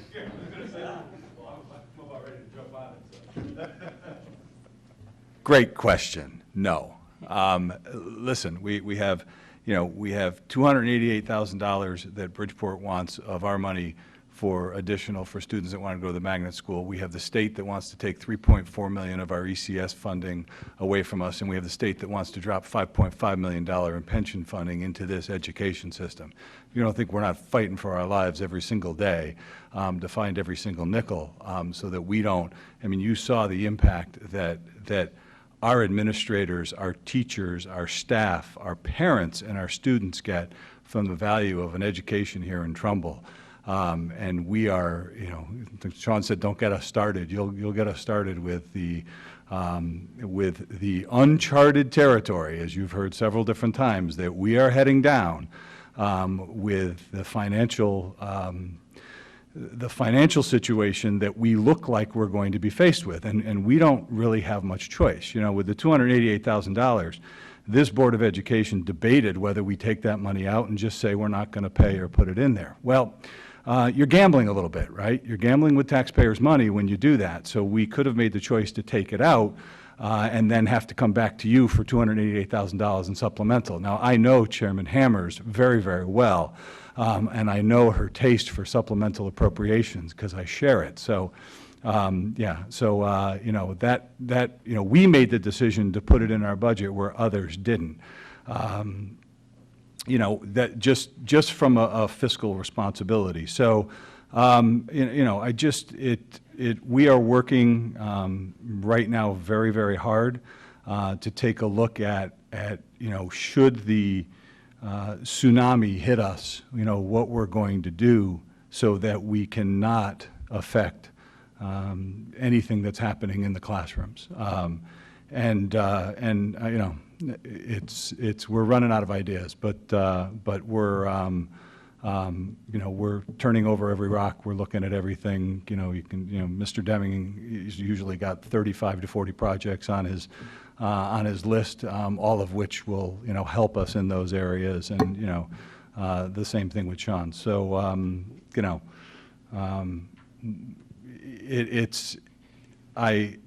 again, to get us started, I'm a little bit upset with the fact that we're being punished for doing such a great job and having to make up for other districts that haven't gotten the outstanding results. I certainly hope that everybody sees the quality of the team that we have here in the education system as people have gotten up to talk to you. So I listen, we need to put forth a budget that allows us to achieve our goals at a minimum impact to the taxpayers, but also we need to protect the investments that we've made and the results that we've gotten by making those investments.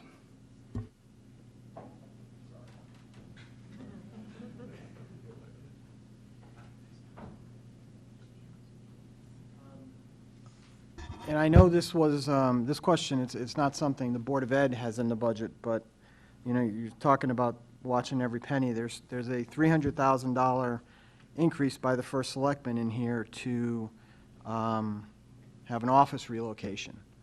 Could you, Dr. Chaffee, give me a little bit of update on that, if you know anything? I don't know if this question's more for Maria. More of a big picture, why? Why would we want to spend $300,000 to do this? And is there anything else in your budget on top of that $300,000? No, there's not. And the concept or the idea of moving has been a town initiative, and certainly we've been cooperative in looking at some of the alternative ideas that have come up. But perhaps Maria can give you more information. It's been something that's been ongoing, and we're still in the process of looking at the viability of doing that and seeing if there's a timeline that we can come back to you with. You know, if I may, you know, this building needs investment. We need to put money into this building. We're starting to get to the point where I also serve on the facilities committee, so we're also getting to the point where we're looking at safety issues. We consistently put money in the capital budget to invest in this building, and it is always taken out by the Board of Finance. I'm not disagreeing with that decision. In any way, shape, or form do I disagree with that. Please don't take it in that way, shape, or form. But we're now at a crossroads where if we don't put money into this building, then we have to make a decision. So, you know, the process on relocating the Board of Education is in committee and in discussion phase to do that. I mean, if we have to do that and this building is not viable for us to continue to stay in, and, you know, do you want to throw good money after bad or not? But we're getting to that point where we need to make some kind of decision. And again, this isn't necessarily being initiated by us, but when we have to look at several times, well, you know, we have to redo the parking lot. You all walked in here into the parking lot. We need to redo the parking lot. Well, I understand. I'm not asking you to give us $700,000 to redo the parking lot, but, you know, at some point we may need to look at relocating this facility. And, you know, again, if we do that, there's a lot of work that needs to be done from I was talking to Jeff D'Onofrio, who's our Board of Education member, who's the chair of the Facilities Committee. Gary, you and Jeff and I were talking about it last night after the Board of Education meeting. There's a huge financial, you know, detailed analysis on what it would take to move this building, and depending upon where we're going to move it. We're not even, you know, we're at the discussion, committee discussion phases of doing this kind of stuff, so.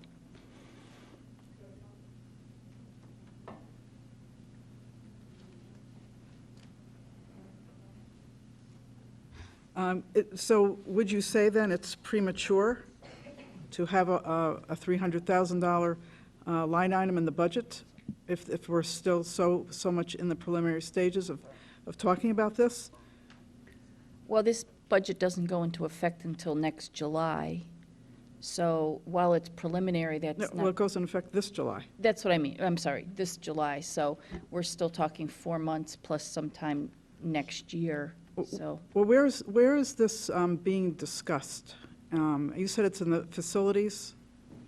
Is that just on the Board of Ed side, or is it being discussed in some town meetings as well? Because I, you know, sort of heard about this, you know, just looking at that line item, not knowing what that was all about. So I know I read the minutes of your facility subcommittee meeting, and I didn't see anything in the actual minutes of the meeting, only that you went into executive session. So there's nothing in there pertaining to what might have been discussed during the meeting. Was anything discussed in public about this at that meeting?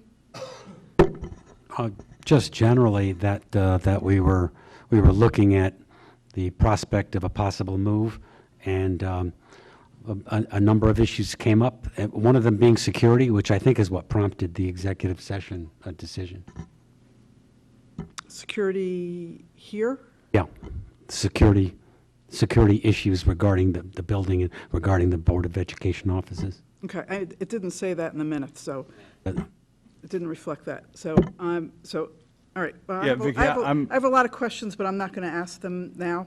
Well, I'm happy, at the next Facilities Committee meeting, we approve the minutes. So those minutes have not yet been approved, so I will certainly talk to Jeff D'Onofrio, the chairman of the Facilities Committee, to have a little bit more detail put in there. Generally, the Facility Committee, by the way, Facility Committee meetings are open to the public, so please feel free to attend if you're interested in anything in this subject. But they tend to be just,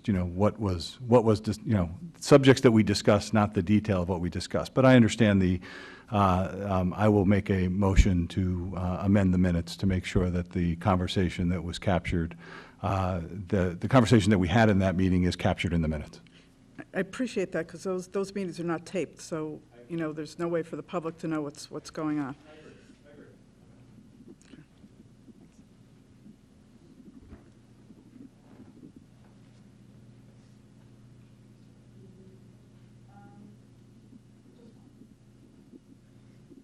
So I don't want to leave the high school out.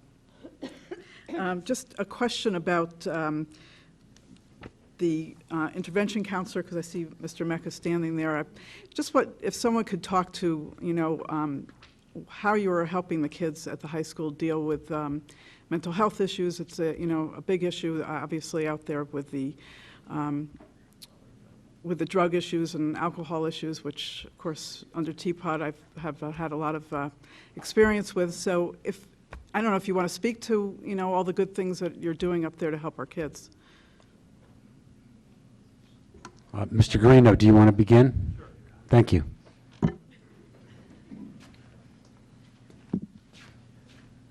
Yeah, I'll thank you. I'll try to answer that the best I possibly can.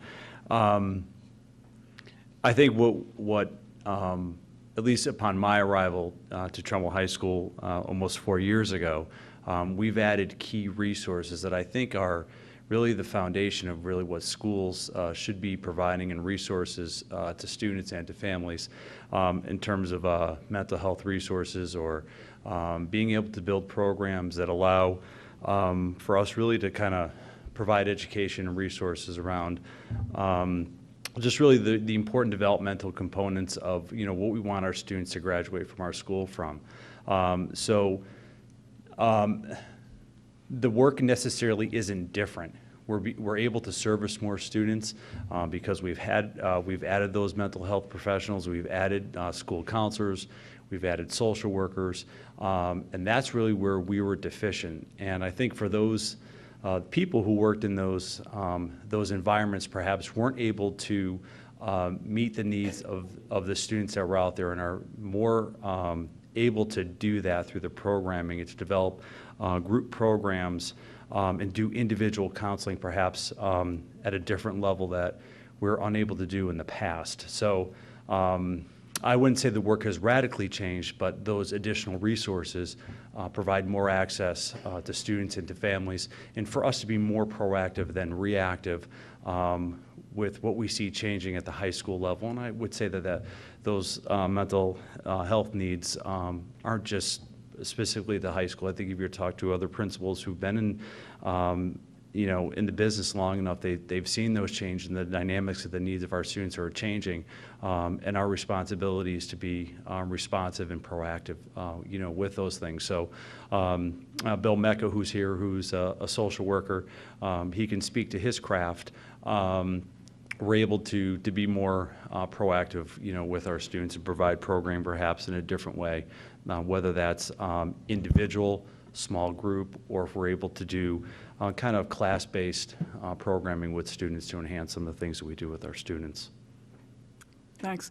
I just wanted to also say that the addition of the grade 12 health program, I believe that has been a home run. I've talked with the two teachers there several times. We've met with them, and the curriculum, they have developed a fabulous curriculum for the students. And I'd be really interested to hear when those students go to college next year, when they come back, and let us know if that class has helped them transition out of the high school. Whether they go to college or they go to work or they go into the service, that's a fantastic class. And, part of that curriculum writing process that we engaged in to get ready for this school year was a pretty dynamic one, and we included a lot of student voice in that. And it was interesting for them to give, to give us what they were feeling that would be really important for them. And also part of that process is that now that the first semester just recently ended, we surveyed those students who took the course as part of board policy, so we can gather that feedback, and we'll do the same thing at the end of this semester. And we'll talk about those things that, the students are giving us feedback on that they, feel is really important, what they feel that they need in terms of transitioning to the next level of college or career. So thank you for that support. It was a great addition for us and a great process for us to engage in. Thank you for bringing it up. It's really a cutting-edge initiative that I don't understand why all high schools aren't doing this, because to be very simple and fundamental about this, we're looking at students who just months away are going to be out on their own. So it's all about decision-making, relationships, planning when to study, and the balance between studying and social life. So it's being well received, and part of it is because of what you just mentioned with regard to the fact that it's really a senior seminar kind of interactive course, so we're listening to what students need. Thank you.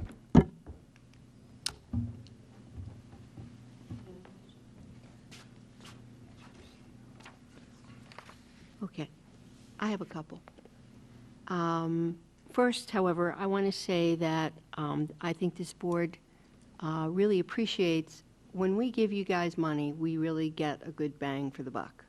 All the initiatives that you've put in, all the improvements certainly reflect a school system, a student body, a teaching staff that we all very, very proud of. So I thank you for that hard work, and I do think our tax dollars are well spent. Having said that, we are all faced with a tsunami of financial problems that in over 30 years of being involved in the town in one way or another and budgeting, I have never seen. I just sit around some nights trying to figure out alternatives, and I don't come up with very good ones. I have two questions from Sean. Sean, the ECS money normally comes to the town, so it's not accounted for in your budget. Correct. So the loss is strictly on our revenue side. The special ed funds that they have projected potentially to increase, although there's a little tap dancing around exactly how they're going to do that. Those funds do normally come directly to the Board of Ed.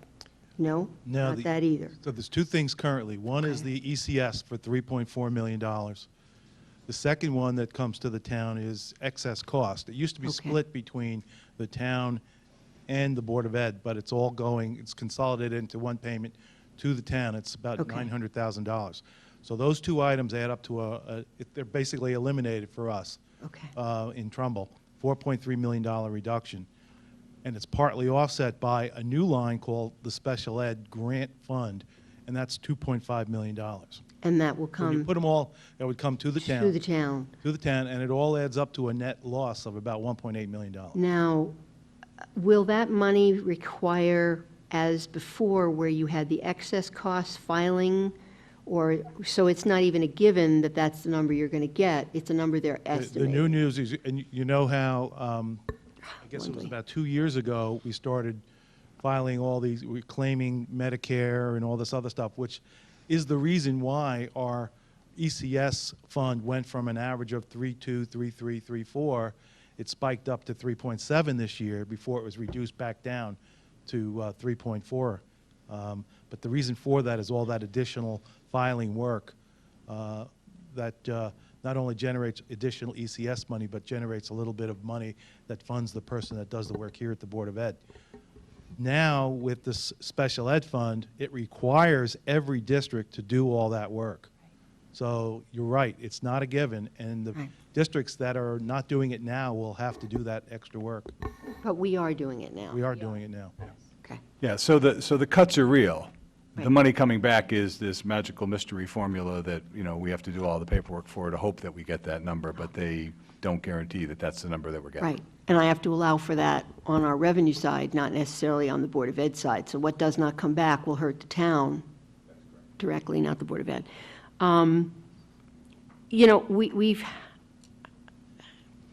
we've had a lot of talk about unfunded mandates and things the state makes us do and how they cost us money.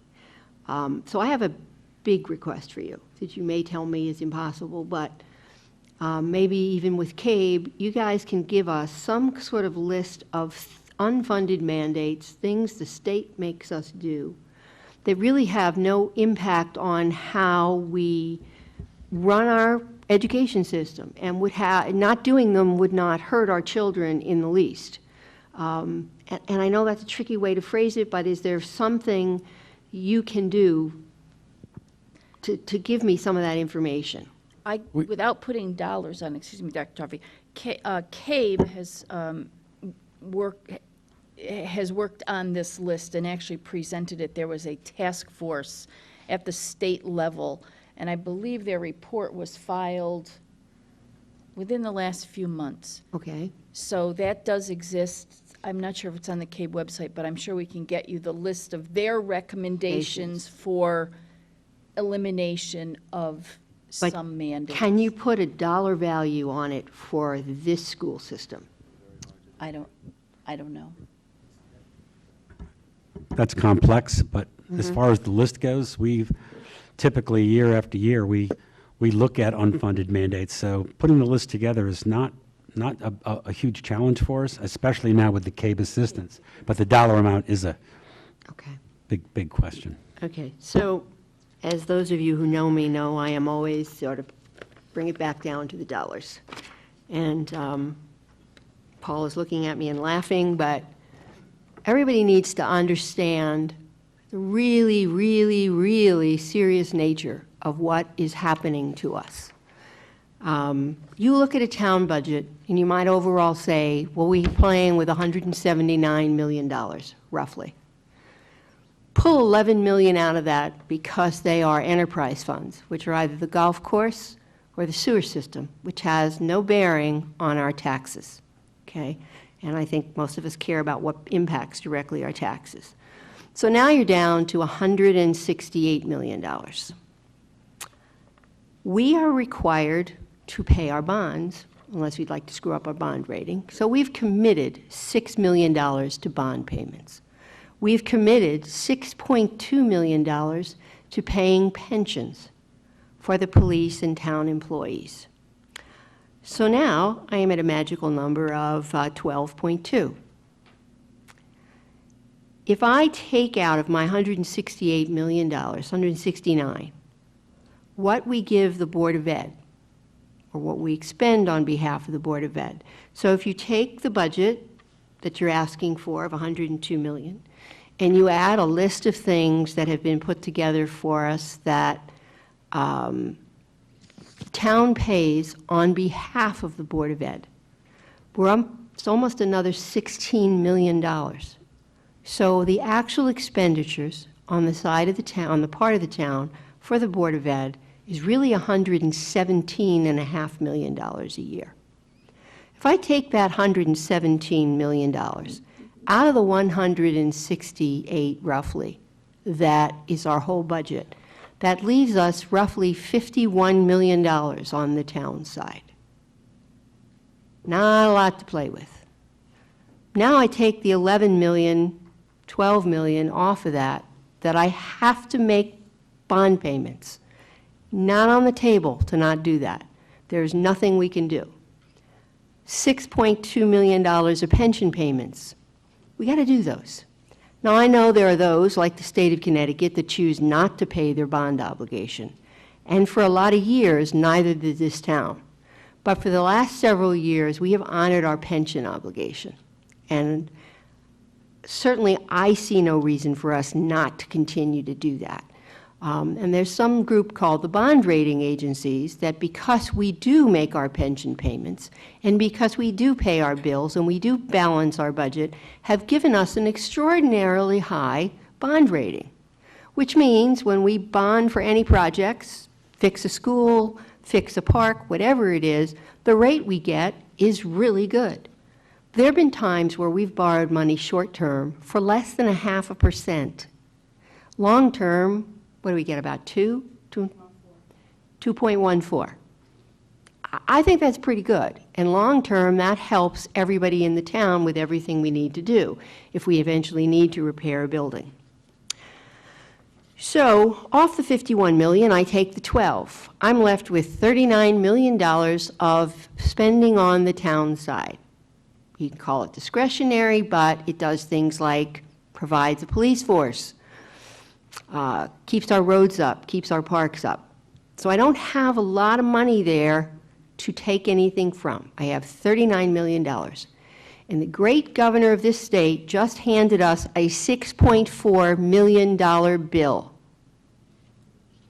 Now, maybe it'll come out of the General Assembly different, maybe not. But they won't make their decision, if we're lucky, till June the 7th. This board has to vote on a budget and send it to the town council by the 24th of March. Town council has to finish by the 30th of April.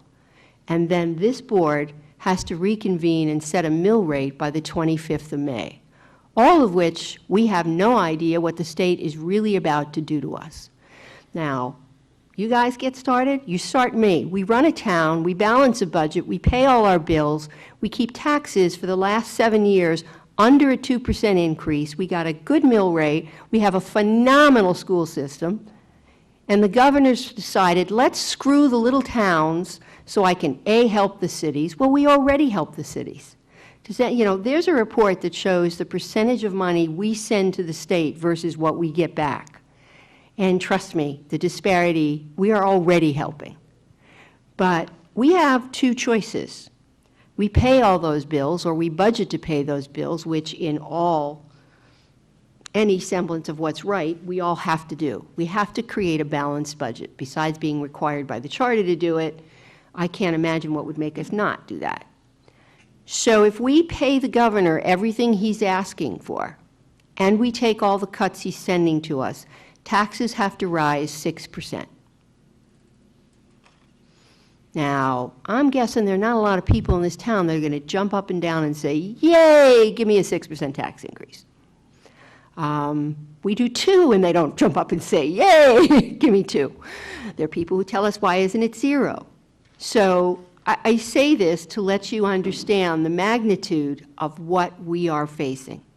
If we were to have not been dumped on by the governor, we would have been looking at a budget that had a 1.94% tax increase, and that's the budget exactly as proposed by the first selectman. We are asking everyone we can for updates of information. But this is not going to be pretty. My guess is by the time we're done, nobody's going to be happy, not the least of which will be the 6 of us that will eventually have to vote on it. I don't know what else to say. We have spoken, and I would ask all of you to contact your representatives in Hartford. We have heard not a word from our state senator. Now, maybe because the city she represents is getting $19 million more, our $6.5 million loss doesn't seem quite so important, but we haven't gotten any word at all whatsoever, information from her. The 3 state reps have all said they do not support this. They'll do whatever they can to help us. And they all need to hear, too, that this is serious and this is not a fly-by-night once, because this won't just happen this year. It's going to happen next year, because if they keep sending the bill for the teacher's pension, which once they start, you all know they're going to continue.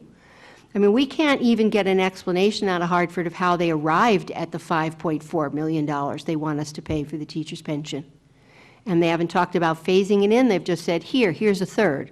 Well, some of you may have seen, and I know the council gets the audit report every year, and the external auditors concluded our audit report for last fiscal year, and they said on our behalf, the state of Connecticut put $12.7 million into the pension fund for Trumbull teachers. Okay, so yes, I haven't been in school in a while, but my math says 30% of $12.7 million isn't $5.4 million. I think I come up with 4.3. So we don't even have an explanation from them about where the extra $1 million is. So this is scary. These are real numbers. These are not small numbers. It's 6% of our overall budget. And I don't have a good solution. Or I know there are possible solutions, none of which are going to even make me happy. So we are all concerned. We share your concerns. We have heard from some people, but I really do encourage you to talk to your state reps and talk to your state senator, because, you know, as it does usually bear out, your state senator wields more power. There are 32 of them? I always forget. 36 of them. And there are 159 state reps. So we need help, and we need help from the legislators that represent us. I believe it was, I was told, what, 138 towns are hurt by this? 146. 146. 146 will see a reduction in their funding from the state, and there's 169 towns. So there are 23 towns that are getting additional funding, 146 that will get reduced funding. Yeah. And some, like Trumbull, were zeroed out. It's interesting because I look at it and I can't even figure out the logic. Bridgeport, which is next to us, which is the largest population in the state, gets 19 million. Hartford, which I believe is number 3, gets 49 million. New Britain, which I'm not even sure where they are down that list, they 8th, 10th, 12th, they're getting 29 million. So they're even getting more than the city of Bridgeport. So I can't figure it out. I've looked at it till I had a headache. And every time I think about it, I get a headache. So we are all certainly concerned. We may have to take actions that even we don't want to do, but do not ever underestimate how good a job we think you do. I mean, last year you presented as part of your presentation, you were showing the kindergarten. Like Paul said, I'm glad I'm not in kindergarten because I couldn't believe what they were doing in kindergarten. And now you're going to teach them programming. Well, programming, I can't get my smartphone to work. So, you know, my grandson takes it and does something, and then I can't reverse what he did. So I get it. I really do understand how much education is changing and the wonderful job that you're doing. But I got a $6.4 million problem. And as I've said to this board, I am open to suggestions, help, advice. We are using every source we can think of to get more information. CABE, you've shared the CABE report with me. We have a report from CCM. We have gotten 2 reports already from our state reps. You know, if anybody else hears of information otherwise, because they're not all consistent. The numbers seem to be varying a little bit, but it doesn't matter whether the number is 5.8 million or 6.4. The number is just plain ugly. So I thank you all. Does anybody have any remaining questions? If not, the board I have 2 housekeeping issues for us. One thing. Yes, sir. This isn't another question, it's just, it was like the first question, like, I don't know, 5 hours ago. So, just with the energy, I would love to know, because that's in my math, that's a $500,000 difference. And to Elaine's point, I don't mean to sound like I'm nickel and diming, but $500,000 is a lot of money. If we can at least understand where it is, or if it's, thank you. Okay, so housekeeping for our board. We have our next public hearing is March the 11th. That was the new date it was switched to. I will apologize, but because we switched things, I already am scheduled to be out of the country. So I will miss the public hearing. We are scheduled for the Monday to hear anything else we have from the Board of Ed. If we do not have anything else, I would still like to hold that meeting, because my suggestion, hey, sorry guys, but we are still trying to have a meeting. Our regular meeting is scheduled for March the 9th. I would like to hold our regular scheduled meeting on the 13th, hoping for 2 bits of information. I'm hoping the phone system will be able to come back to us with better data. And I've asked Therese to take a second look at the special agency accounts that are in Parks and Rec to see which we can roll into the budget and which we might leave aside and purpose differently. So if everybody can do that, we won't have the meeting on the 9th. There's not a lot of items that have been given to us yet at all, I think one. Couple of transfers. So it shouldn't be an issue if we don't meet on the 9th and we meet on the 13th. And then we'll go forward, hopefully with enough information, and we'll be voting on the 16th, because really don't have any time after that to put it off. So if that works for everyone? No meeting on the 9th, meeting on the 13th. Yeah, we'll have the regular, so you'll be the 11th for the public hearing and the 13th for the regular meeting. Okay, that's fine. Okay? And the 16th for the. And the 16th for voting, and I leave again. the 20th. Okay, so you're back, and changing our dates around kind of screwed some things up, but that's okay. Phyllis takes notes at the public hearing, plus it's televised. Anything else from anyone? All right.